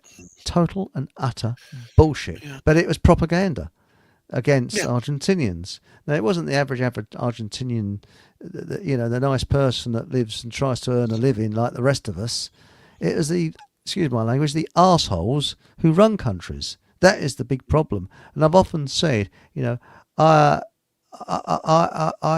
discriminate against psychopaths who kill humans or get other humans to kill humans. Yeah. So that's who and it doesn't matter what race, religion they are, they're psychopaths. And to me, Dr. Hare is correct when he says he came very close. He hasn't really admitted it as such, saying that they are a different breed to us. They are different. You know what? David Icke has made this point many times, and again, you can't say too much on YouTube. But then we're not talking about any particular Earth human demographic here. No, we're talking about psychopaths. He says that these people, they appear human, but they're actually not human. They have on a spiritual and etheric level, they are not human, and I can well believe that. I really can well believe that. And it's true. I mean, it's actually encouraging. Argentina now stands on a moment of great opportunity. I mean, it was actually Javier Milei, their new president, who broke the whole story about Mr. H. It's all come back in the news because he was the one who. This is why it's so topical now, because he was the one who's been talking openly about Mr. H living in his country under previous regimes. He wants to put the whole. It's almost like he wants a new start. He's put the myths of the military junta from the 70s. He wants to put those to bed, which includes this obsession with the Falkland Islands. He's the first Argentine leader who's trying to lead his people away from that, because the whole thing was basically a completely piece of manufactured outrage. They even have deep down they understand it. They call it Malvinitis. It's their kind of joke for the Islas Malvinas, their name, and they understand at a deep level that they were played by the military junta. This is how the Falklands War started. I mean, there's many reasons why that war started. But it appears now that Milei is trying to lead them away from that, and I think he's a very good thing for that country. A very good thing. I don't know anything about him, but the thing is that in the First World War they called it war fever, and what it was is that youngsters were getting this is fantastic, as if it's some fantastic thing that the enemy are going to get killed and we won't be because we've got better weapons than they have, which is the biggest bullshit. And it'd be over by Christmas. It's always the same. Over by Christmas, yeah. They had the Christmas, yeah, but of course it was a 3 more. It was almost the 4th Christmas they almost reached. And 18 million men were dead by the end of that. There was the devices of destruction were used, flamethrowers, chemical weapons, things like that were used that were never been used before. And we weren't used to this because this was the first major war for over a century. And all we knew about war was those silly paintings in the National Gallery that show, it showed those gallant British soldiers in perfectly clean uniforms with freshly shaven faces, trampling over the subhuman demons of Napoleon's army. We didn't know what war was, especially modern war, which Julius Evola, the philosopher, called it the war of the ants, because it's something that even back then they realized that the anti-war argument was not just a moral one; it's purely practical. We're too good at killing and destruction, and it started off with all it was all blood and guts. It was all sort of like it was all patriotism and jingoism to begin with, and there was the white feathers that were given to the men who wouldn't fight and things like that. By the end of it, people, it was a massive learning experience, but people knew at the end that it was that the dulce et decorum est, pro patria mori, the old lie, as Wilfred Owen called it. But it wouldn't have happened if it hadn't been for the propaganda. The media was essential because you remember the stories that came out during the July crisis that led up to the start of the war were that the Kaiser's armies, when they marched into Liège in Belgium, they took the babies out of the arms of the mothers and they impaled them on their bayonets. That's it. And they marched through the street with these gruesome prizes in the air, and they were licking the blood as it dripped down their rifles. It was a total fabrication. It was invented by a guy called Arthur Machen, who was a fantasy writer. Yeah, and he only meant it to be a kind of like a satirical story, but it was repeated as fact in the Daily Mail, the Daily Express, the Daily Herald, the paper that became the Sun. And so when the British Expeditionary Force went over there, in the following month, and they were all full of like, oh, the evil Germans has killed Germans, they're baby killers and things like that. And by the time everyone realised it was all a fabrication, it was too late. The war had started. That's right. And I remember that's right. My granddad said, now I'm not blaming my granddad. He's only basing his information on the information that he got. And he said, the old Germans during the First World War, they were burning up bodies in the Black Forest because they needed the fat. They needed lots of fat. So can you imagine? Oh, this German fat's lovely, isn't it? From the bodies. No, and the propaganda, and we're all thanks to Edward Bernays in America. He was the propaganda writer. I don't know if he invented that one. The same thing happened with the baby butchers of Baghdad. Do you remember I remember that, the incubators. Yeah. Yes, the young girl crying and saying how they stole the incubators and killed the babies. That young girl was the daughter of the Kuwaiti ambassador to the US. She was also a third-year drama student. Completely complete fake, total fake. And we're seeing the same thing. We'll see in every war. We're seeing it now with Russians. Russians are all these horrible computer hackers, and they're dangerous pilots, and things like this. And that's just the start. I mean, this is going to get worse. I mean, we're already with the Ukraine situation. We're hearing all kinds of tales about the heroism of the globalists against the nasty, evil Ruskies. It's and we're going to see more of this. And people, I do ask people to look through it. Just look through it and see. I agree with you, but people are stupid. I mean, all wars are fought by forgotten heroes for lost causes. Yeah. Everyone. I mean, who remembers the heroes, both sides? But I've often said, if the poor souls that were going over the top in the First World War and the landing craft, which my dad was in one of them, and going on to D-Day in the Second World War, could have a glimpse of how Britain is today, I feel sure they'd have all thrown their rifles down and given up. Yeah, I mean, I don't blame them. I mean, we glorify the memory of the soldiers who do their duty and obey orders and go and take part in these brothers' wars. We glorify their memory, call them the glorious dead, and we have rituals, almost religious-like rituals to celebrate them. But what do they call the people who could see through it and try to stop it? The people who were speaking out and saying they could actually understood what was going on. They understood it was a scam that was going to get millions of young men killed, and they tried to talk them out of it, and they tried to stop it. Those men are called traitors. They're called cowards. They're called communists. They're called fascists. Some of them end up in jail. Some of them lose their jobs. They get handed white feathers by attractive young women, which of course is a form of mental torture. Well, that's right. And I mean, my mother knew a conscientious objector who lived around the corner to her, and he committed suicide. And these young man. Yeah, I mean, some of them, not all of them. I mean, there's many, many reasons why someone would refuse to fight. Sometimes it is cowardice. So it's a lack of physical courage in some cases, and they dissemble it into moral objections. But not all. Some literally were saying this is a sham. It's a scam. It's going to get all of us killed. Well, and it's just the government are just doing this for their own geopolitical agenda. Well, that Sunday show, which is going to be on the 20th of April on Rumble, is going to be called Celebrating What? With a question mark.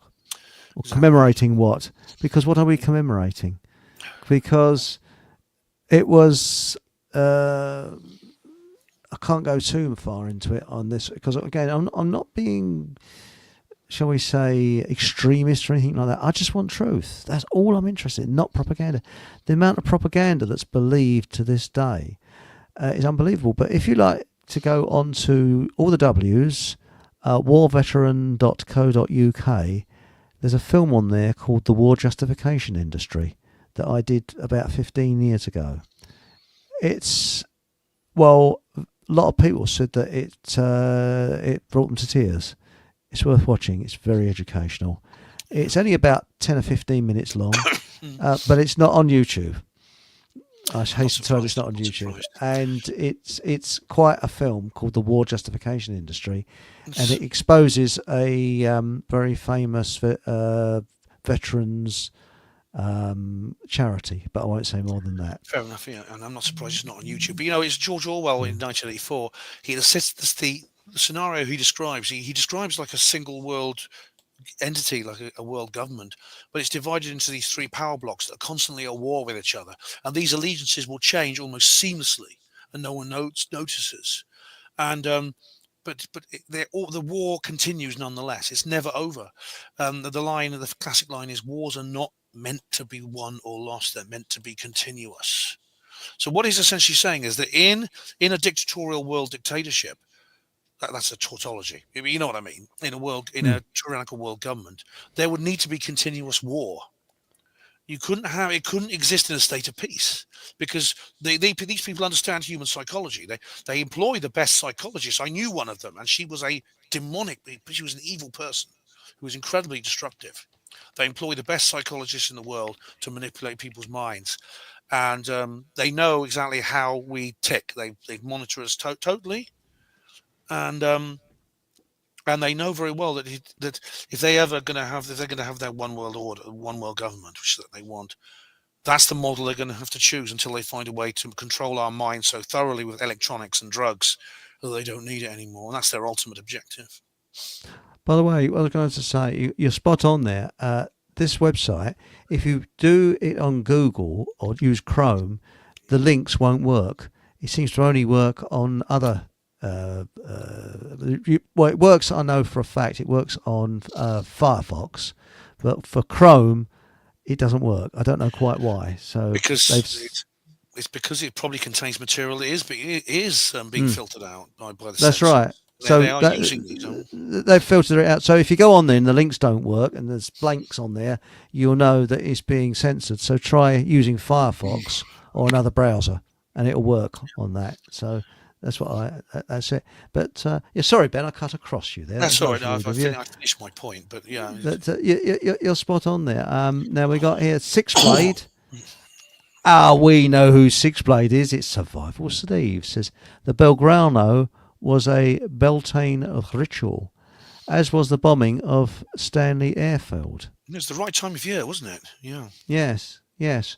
And there was a joke at the time, wasn't there? What have Mr. Spock's mother from Star Trek and Port Stanley Airfield got in common? I don't know. They've both been effed by Vulcans. Sorry, sorry, that was a joke at the time. I don't think it's particularly funny, actually. When you view the poor conscripts that in the Argentinian side, kids of 17 or 18 that got killed or injured and blinded and wounded. It's a horrendous situation, and when you look at war is terrible. Now, what's this? The black goo in the Falklands. Yes. That's it. Yes. First of all, I got to agree with you. I mean, I wasn't actually a porter at the time, but I spoke to porters who dealt with the war dead, and indeed I have dealt with the war dead from other wars, and it's a monstrous thing. And we did have a volunteer professional army who were usually 20 somethings. But as you said, the Argentina consisted of teenage conscripts. But yeah, now I said earlier there are different reasons for the Falklands War, and there are many different reasons. But one of them it seems to be there was the reason that the Argentines were so keen to get the Falklands, apart from the propaganda value of the military junta, was it's an island actually in the South Sandwich Island dependencies, not the Falkland Island dependencies. But this was British territory. There was an Argentine base there. It was put up in 1976 without permission, but it was on a very remote, cold, frozen island in the Antarctic, and so no one could be bothered to go there to kick them off. But according to several sources, David Griffin has talked about this. There was a mine there where there was actually sentient oil coming up from the deep Earth's surface. And there were these blue aliens. Alec Newell, the New Zealand witness, has talked about this, and that Argentina was studying this. The Argentine scientists on the Southern Fuel Base were studying this. Funnily enough, one of the first things that was done after the end of the Falklands was HMS Endurance, which is the Antarctic patrol vessel, the polar patrol vessel for the Royal Navy, headed to the Southern Fuel with a contingent of special forces. Landed on the island and surrounded it. Now, there were like several hundred of these guys. There was only 8 people in the actual base. So very wisely, they surrendered. They came out. They were put in the brig and they were taken back to Argentina. But before they left, the special forces planted an explosives and blew the base to pieces. Now, there are a couple of photos of this, but the explosion is very, very large. A bit of overkill, you might say, because I think they wanted to seal the minehead for the black goo. Some of the black goo was taken actually to Britain, and it was studied by a company called Marconi. Funnily enough, when this research began, there was a epidemic of very strange deaths, I remember that. Yes, I remember that. And it was excluding a guy he was from the Middle East. He was an extremely bizarre and gruesome suicide, which I'll not repeat. I will not describe here, but I mean, people just wondering what the hell was going on. And people like from Marconi were just dropping like flies, mostly suicides. Sometimes there was bizarre car accidents, roads, things like that. It was extremely. I mean, I'm glad DJ brought this up because it's an extremely strange situation. Yes, I'm glad he did. That's interesting. It's a long story. I don't have time to go into it. I know what you mean. Now, Survival Steve says Mr. H was reported on May the 1st, Beltane, the Iranian embassy siege, and it could be Beige, was also on Beltane ritual. What a coincidence. Yeah. And he goes on to say Bin Laden's death. Sorry, you want to say so? I was going to say there are other examples, but you're bringing some up now, so carry on. Well, this is Survival Steve. It says Bin Laden's death was a Beltane ritual, May the 1st. His code name, Geronimo, was a nod to Skull and Bones Lodge 322. Yep. Operation Neptune Spear is named after an instrument of the devil. That's interesting because that was the name of the Special Forces operation that was supposedly went to Abbottabad and killed Bin Laden. As I said, I've read the book and I've studied it and I've done a video about it in an article. Yeah, I've reviewed the book. There's other examples as well. Ian R. Crane, the late great Ian R. Crane, who I miss very badly. He said that he gives an example of the there was the volcano in Iceland, which went off, although there's no evidence that it actually was that bad. But there's also the Gulf oil spill. That's right. Another example. Yeah, the destruction of the Deepwater Horizons oil rig, which he has a particular interest in because he worked in the oil industry before he became a conspiracy theorist. And he worked in the oil industry. It was polluting all the seafood that they got there. You couldn't eat the crabs and whatever, and lobsters and that. It completely devastated a 500-year-old sustainable fishing industry that started with the very first French settlers that landed in the area. And even before them, the Indians were fishing in that sea as well. Yeah. And it devastated that. And it's still you still cannot eat it because of the oil and the corexit, the oil dispersant, which is actually a terrible toxin that is stone. It's killed the Gulf of Mexico stone dead, or the Gulf of America, as some people call it now. Whatever you call it, whole area of that sea around that area now, they are now marine deserts because of that. It was the war on terror, as he called it, as Ian called it. And Stephen Truthseeker said Churchill was an Illuminati bloodline. Yes, we're going to speak about those type of topics on Rumble on the 20th of April because it's not YouTube. It's in the klaxons are just getting a bit warm in YouTube now. They go. Well, it's not controversial to say that he was a part of he was connected to the Marlborough family, as was Lady Diana Spencer. And indeed, their country seat is just a few miles from where I am now at Blenheim Palace, which is it's a beautiful building. It's a lovely area to walk around. He was born there, wasn't he? I think yes. Was he born in Blenheim Palace? He was born in 1877 at Blenheim Palace. Yeah, and it's actually a lovely place to visit if you want to go and have a look at it. It's worth a visit. And even if you just walk around the grounds, it's very, very nice. The parkland is. And also, he had all his debts paid off because he had debts up to the amount of £19,500, which is a lot of money in those days. I think it was in the 30s, by the City of London. Isn't that strange? And that's it. That's that. I mean, I've heard of debt jubilees, but I mean that's a rather strange one. And what did he do to earn that? I wonder. I should also point out that he was very interested in UFOs before it was actually a thing. So, for example, he set up a working party as early as 1942, before the term UFO or flying saucer had even been coined, because of RAF bomber crews who were seeing what they called them Foo Fighters. That's it. Which of Foo course is Fighters. now a new wave rock band, but in those days Yeah.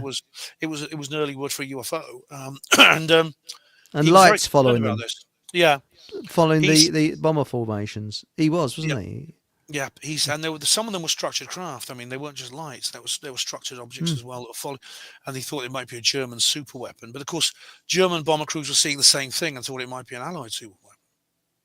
But also, Skoda did make saucer-shaped Yeah, flying vehicles. but not until That, Yeah, not until 1945. Yes, not until the Skoda hmm. Works designed anti-gravity craft like the Haunebu, but that was not until 1945. This was Yeah. like 3 years earlier. Yes, it's interesting. Yeah. And Mr. H's birthday is in late April. Yes, it's April the 20th, actually. Hmm. Exactly the same day that we're going to do the show.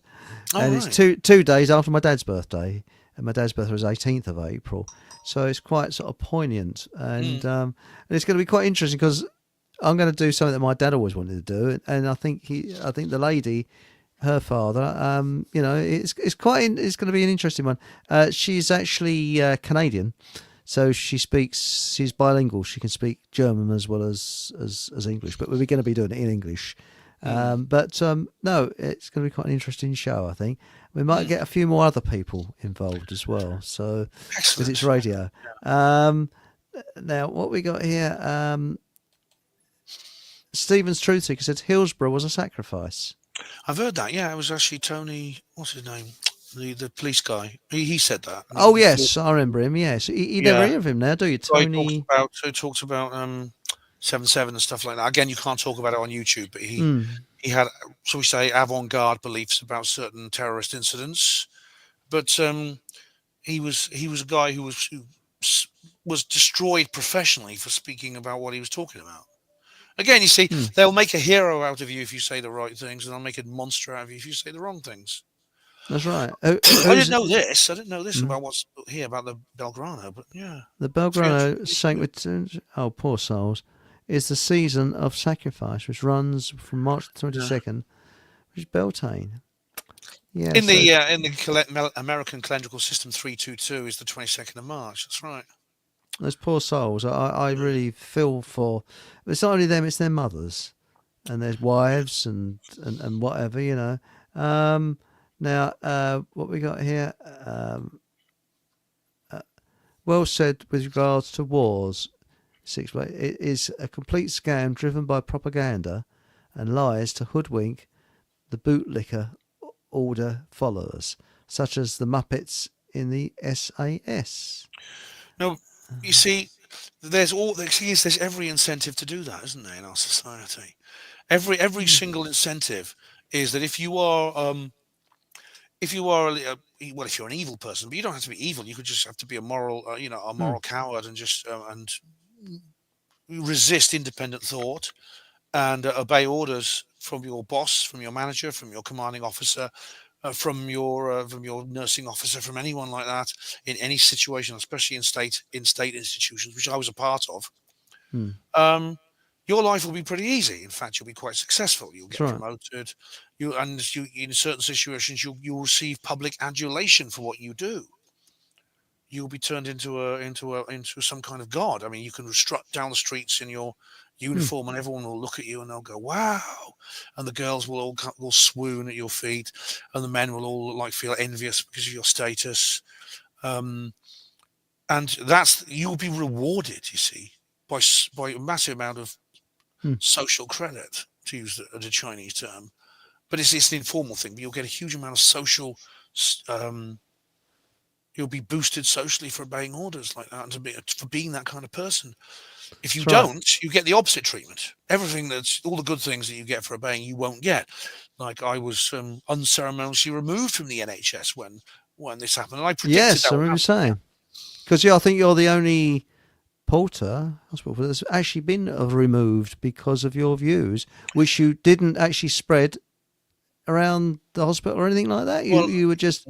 I didn't actively do it, but I was not very discreet. I should have been more discreet. But mind you, again, why should I be? Why should I be? Well, you should say, look, this is what gets on my nerves with censorship. If somebody's talking a load of crap, then it's up to me to decide whether it's a load of crap, not some hairy-ass government that's told me not to see it. And but I do admire bravery, and bravery comes in all different shapes and forms. Now, I know that Six Blade won't want me to say this, but he has guts because he stood up. Well done. And he threw a career away because he stood up for what was right. So that to me is guts, whatever people say. And also, we got John in Siam. Now, he is British. And Tony, we mentioned earlier, Tony, I can't remember his surname, the guy in the police who said, I'm going to talk about false flag, and you know what? Oh, yes. And Tony is in Siam, so is a British bloke in a foreign land.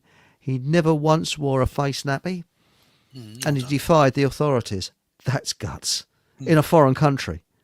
And I think that people, one day I think we can have monuments to these people, because I'm sick of seeing monuments to arseholes that don't deserve it, that weren't that nice after all. I mean, I've been listening about Gandhi. He wasn't exactly such a nice bloke. He's a bit of a perv, actually, from what I've heard. Not exactly sleeping in the same bed as his, a teenage relative. Yeah, I mean, it's very often these people do. You see, these people we laud and venerate often do have a dark past. I mean, we of course, there's a huge statue to Winston Churchill in Parliament Square. There's one to Nelson Mandela. Neither of those guys were angels. They're portrayed as angels. I've got no time for. I mean, Nelson Mandela. I mean, Harlow, which is not that far from where I live, they're slightly left of Mousey Tong, I think. So it's very slightly left, and they got a Zelensky. Is it Avenue? As you drive in Zelensky Avenue. Yes, I kid you not. You can look it up on Google. It's the A414. It's Zelensky Avenue, and then further up, you've got Mandela Avenue. You see, obviously Zelensky's a contemporary example, but he's a guy who I think he lacks the maturity to realise that these people are spoiling him and stroking his ego. Zelensky. Not because they actually like him, but he's useful to them. He's a useful idiot. And now, unfortunately, this is why when he was with Trump the other day, he was just so shocked at the way Trump was treating him, because Trump is actually reversing that process now. Trump is the best hope that we really have right now for the whole Russia situation. I know a lot of people won't agree with me, but I think he is. And of course, Zelensky was actually shocked. He said, hang on a minute, I was on the front cover of Time. I'm your hero, am I not? They're naming streets after me in London. I mean, oh no, what now? And then suddenly, maybe he now realises they did that for their own. They didn't do that for your benefit. They did that for theirs. It's all a big game. I don't know. Yeah, maybe he'll realise that now. But yeah, they did that because they want control of Ukraine. Because, to quote President Putin, it's a knife held against Russia's throat. He actually uses that term. He's got nothing against Ukraine. Ukraine and Russians are brothers, he says. And he's written a very long article, which is like a half-hour read about Russian history, about the history of Eastern Europe. But you see, the globalists want control of Russia, and they want NATO. They want NATO right up against Russia's borders. Well, I often watch videos of English people that have moved to Russia, and I'm quite amazed. All right, it's someone's video. I could be wrong. I'm not there. I haven't seen it. But from what I've seen, the standard of living appears to be quite high. I mean, they're living in 6-bedroom detached houses with about an acre of land around them, and that's sort of the average middle class, I suppose, Russian. My view of Russia was always from the Soviet Union days, but lots of things have changed. But now Malene has said, my grandfather was a conscientious objector, a very brave man. Takes guts. It takes guts. It certainly does. I mean, was that Malene? Was that the First or the Second World War? Because they would have been treated far worse in the First World War than they were in the Second World War. There was some sympathy in World War II, especially because we did remember. I mean, there were still people who were middle-aged, who were World War I veterans when World War II broke out, and they understood. They perhaps had some understanding of that. But yeah, in World War I mean, like I said, in World War I, we were incredibly naive about war. As I said, we knew it from those paintings in the National Gallery. The You're right. red-coated, white-bibbed officer with his clean-shaven face and his immaculately laundered uniform on horseback, and trampling over Napoleon's army. And it's a fantasy. It's a cartoon. Have you seen that cigarette advert for the First World War where you see someone standing at the top of a trench smoking? As if, they're on holiday, and standing at the top of the trench, so having a cigarette. It's just bonkers. Yeah. But I like this. What's this Stephen True thing? I'm not sure I can read this out. And then when you get on the train, Eric, you get a person I won't say, armpits laughing. Oh, yes. Yes, I had a whiff of ministerial armpit once. A famous MP for Harlow. It's funny, it's Conservative MP for Harlow. Now, I think he's a lawyer, so I've got to be very careful what I say. Got on the train, you see. When you're an experienced commuter, you always get on the train that's first class one side of the carriage and scum class the other side of the carriage. Of course, I got on scum class because people think the whole carriage is first class, so it's normally emptier than the other carriages. Little tip, And and this was at Liverpool Street Station. And on Fridays, project I was working on, people went home early, and I hopped off about 3:30. You see, so got on my usual carriage, sitting there, and then this famous MP who I'll put, where is it now? There it is. Got on. I won't mention his name, of course, and he saw someone at the back of the carriage, and instead of going over to him, who he knew, to talk to him, he stood where the centre aisle was and the concourse as you get onto the train itself. And he said, oh, well, no, I did this, did that. And then he's waffling on how marvellous he is and all this, that and the other. And now, if someone wants to come through, a normal person would stand back and let the person through. No. There's a bloke standing there and he said, excuse me, oh, do you wish to come through? No, mate, I'm standing for the benefit of me health.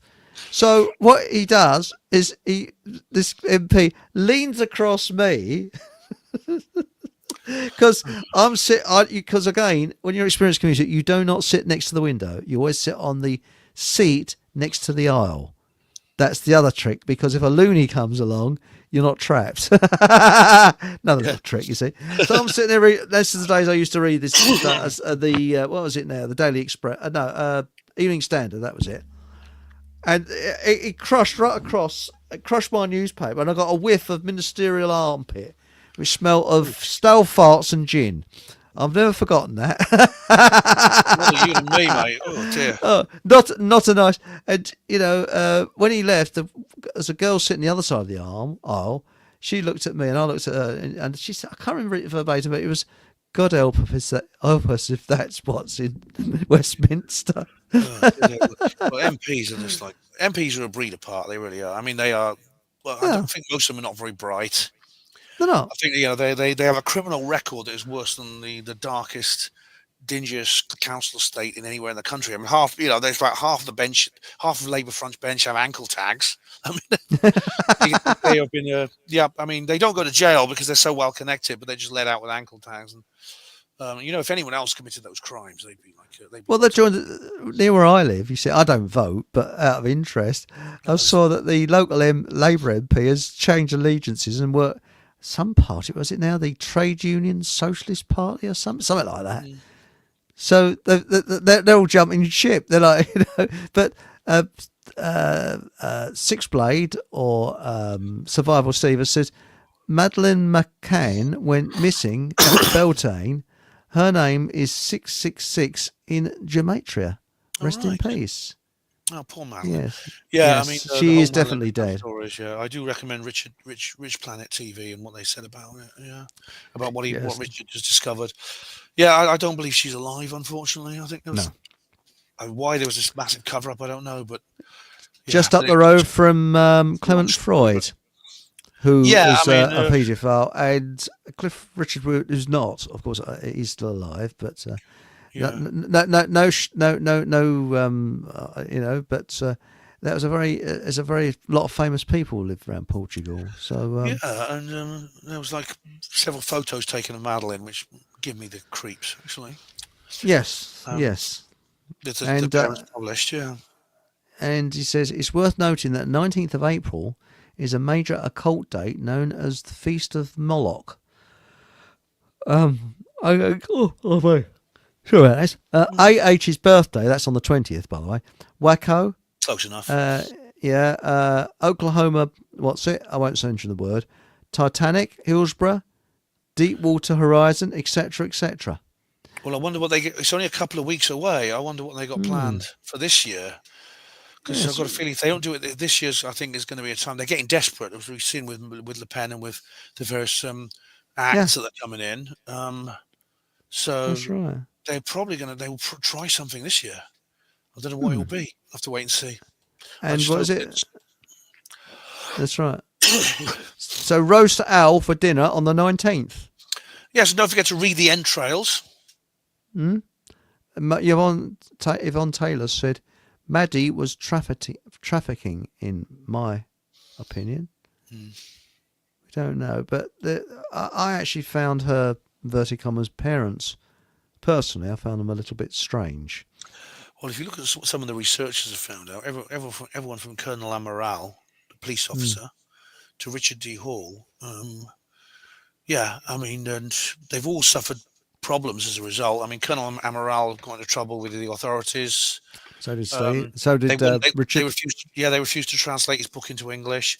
Richard was sued in, I think, very suspicious circumstances. I covered that in detail. I did an entire segment on the trial, which I went along to. I remember that. Yes. Yeah. I mean, how is he now? I mean, he's actually set up he's going to appeal, isn't he? Richard luckily is a tough old cookie. Oh boy, he's got guts. He really has. Another man that's got guts. He didn't cave in. He didn't cave in for a moment. Alex Jones, took the knee and did a big mea culpa. It didn't help him. It did nothing for him. But Richard stood firm, and I respect that. He really has. And I've met him several times, so So good for him. And yes, I in fact, I'd like to have him on the show. I don't know. I don't think he goes on other people's shows. I think he only does. Yeah, Richard. Unfortunately, I mean, Richard's got many qualities, but he has flaws, and one of those is extreme paranoia. He doesn't trust anyone. He literally trusts no one. Oh, well, it's Andrew Johnson, but that's about the only person. Everyone else, he thinks is deficient in many ways. Everyone else he looks down on, which is a pity, because this is why he and I fell out. But he's fallen out with almost everyone, unfortunately. But this doesn't mean he deserves what happened to him. It doesn't mean that I don't believe I would do everything to support him in what he's doing, in his way he's been attacked. I would do everything to defend him. I can separate the personal from the professional. I can understand why he feels like that. I really do understand that. And I mean, I've met him several times, and he gives a very firm, solid handshake, and really looks, the part. I mean, I go by little things like that, and he's what you call a proper reporter. I mean, there's a proper reporter in. Hang on, what the bloody hell's that noise? Sounds like a clock. What the bleeding hell was that? It's nearly the end, Chris. It's nearly the end. It's my microphone thingy, Bob. No, he comes. He's very brave. There was a chat. That was it. And there's a chap with the Russian forces who's an American. He speaks a bit of Russian. Surname's Lancaster. Boy, he's right at the front. I mean, my belief. I mean, I don't watch the BBC. I haven't watched it for years because I ain't got telly. But there was a bit of a hoo-ha about reporters not being at the front because there's one of those reporters bowing down because there's gunfire and there's a woman with a shopping bag walking along looking at it and thinking, I wonder what's going on there. So I don't think these reporters are what they're cracked up to be. But this bloke, there's bullets whizzing in front of his camera. He's right at the front. Bloody hell. And he was there on the back of a Jeep, or Russian equivalent to a Jeep, the other day, and there's a bleed a drone following them, and they're shooting at it because it's an anti-personnel drone, and they shoot it out of the sky. But that's one other thing they've got now. I mean, First World War, who was it? Was it Sassoon that said it was death by geometry? First World War, I think it was. or one of those that said it. Well, now they've got an added fear, and that is drones, anti-personnel drones. Today's warfare is essentially computerized and robotized, and it doesn't make it any less destructive. But it's another generation now. It involves there's electronic warfare and things like that. There's computer hacking. There is and there's electromagnetic weapons and things like that. It's gone to the point where you can't actually have a good old-fashioned battlefield punch-up anymore or shootout, because it would just kill everyone in the world would die if they did that. So that's right. It's totally. Patrick always comes to the rescue, and so does Paul English. There are two people that come to the rescue. I forgot to actually put last night. I forgot to link the other radio stations up by using Butt software, and Patrick did it for me behind the scenes. Thanks, mate. And he's come to the rescue now. It's Patrick Lancaster, and he's on YouTube. How he gets away with it on YouTube, I don't know. And he says, please look at reporters on the other side, on the Ukrainian side as well. Please, to get a balanced view, reporters like him, who's with the Ukrainian forces, to get a balanced view. He actually says that. So that to me is fair. You've got to see both sides, and it's true, you know. I feel sorry for every innocent person caught up in this conflict. I do. Yeah.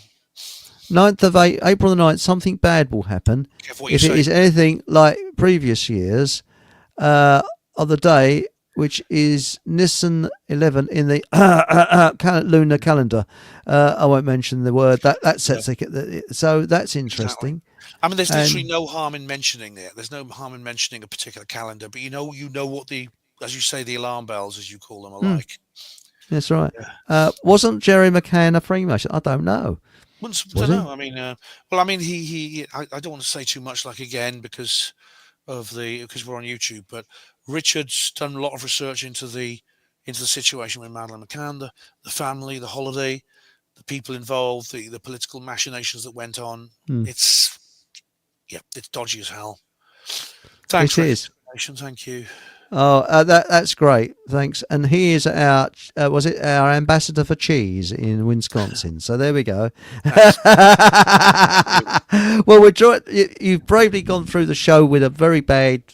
It's not throw. It's a sort of a. Yeah, it's good. Yeah, it's not painful. It just makes talking difficult. Yeah.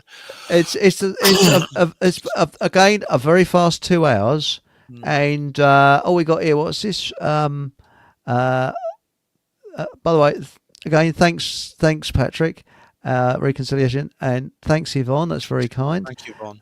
And May the 1st, Beltane, is birthday of the Illuminati. Their emblem is the owl, and it represents Moloch. It's just another coincidence. It's when Tony Blair won the election. It's like there's all kinds of things happened on Beltane on May the 1st. Yeah. Yeah, and the policeman in charge of Hillsborough was a Freemason.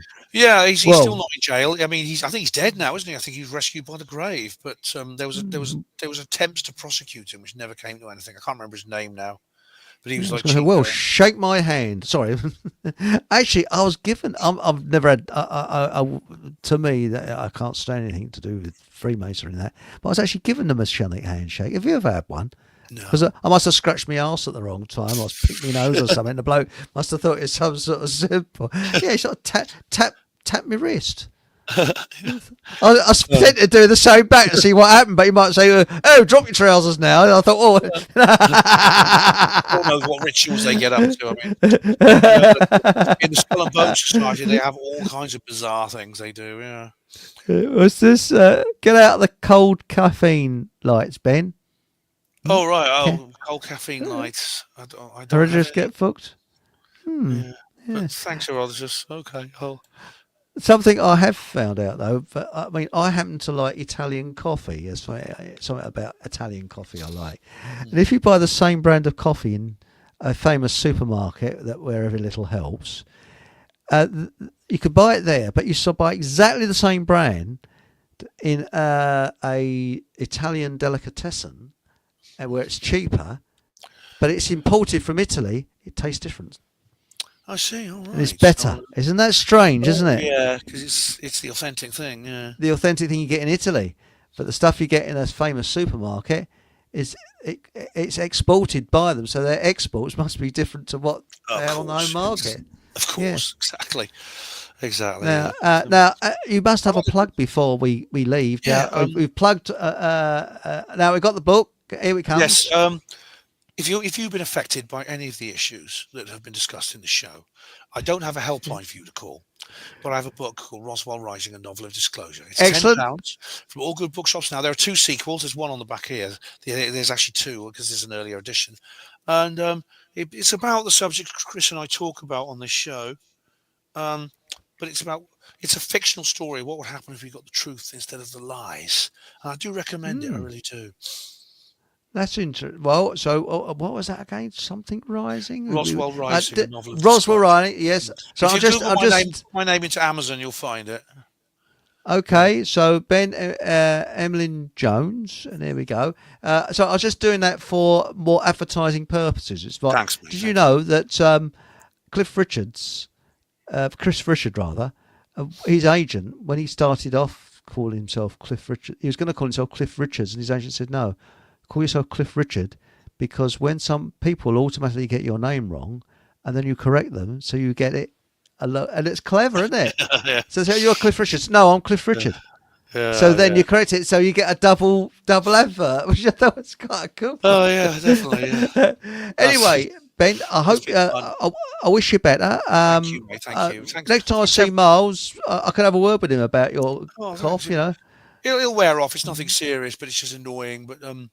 But it's just taking a long time. And I say I'll let my immune system deal with it. I'm not going to rush off to the doctors for antibiotics. But thank you everyone for watching. I appreciate all the people who've watched and commented. So thank you very much. Thank you very much. Also, everyone in chat, absolutely fantastic. And remember, Fockham scientists are working round the clock to get Ted's joke suitable for YouTube. You see, so let me know. I might crack the Boris Johnson joke and the gypsy joke, both on one day, so I can get a double ban.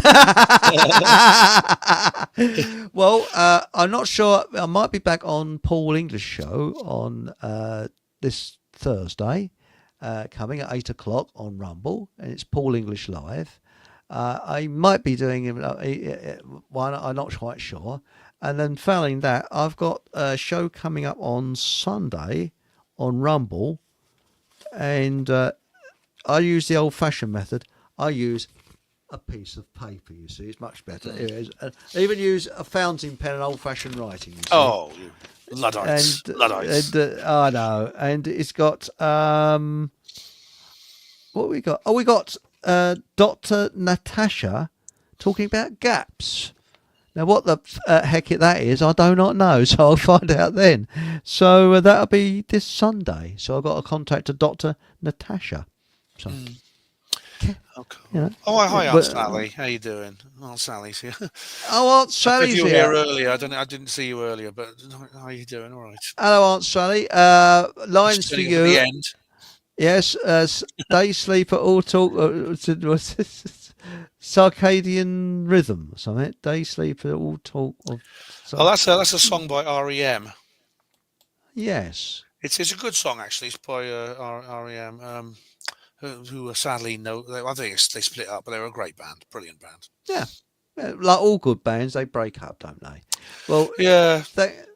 Thank you very much, everyone, for joining the show. Thanks very much, and all being well, we'll be back on Sunday on Rumble, and next Monday.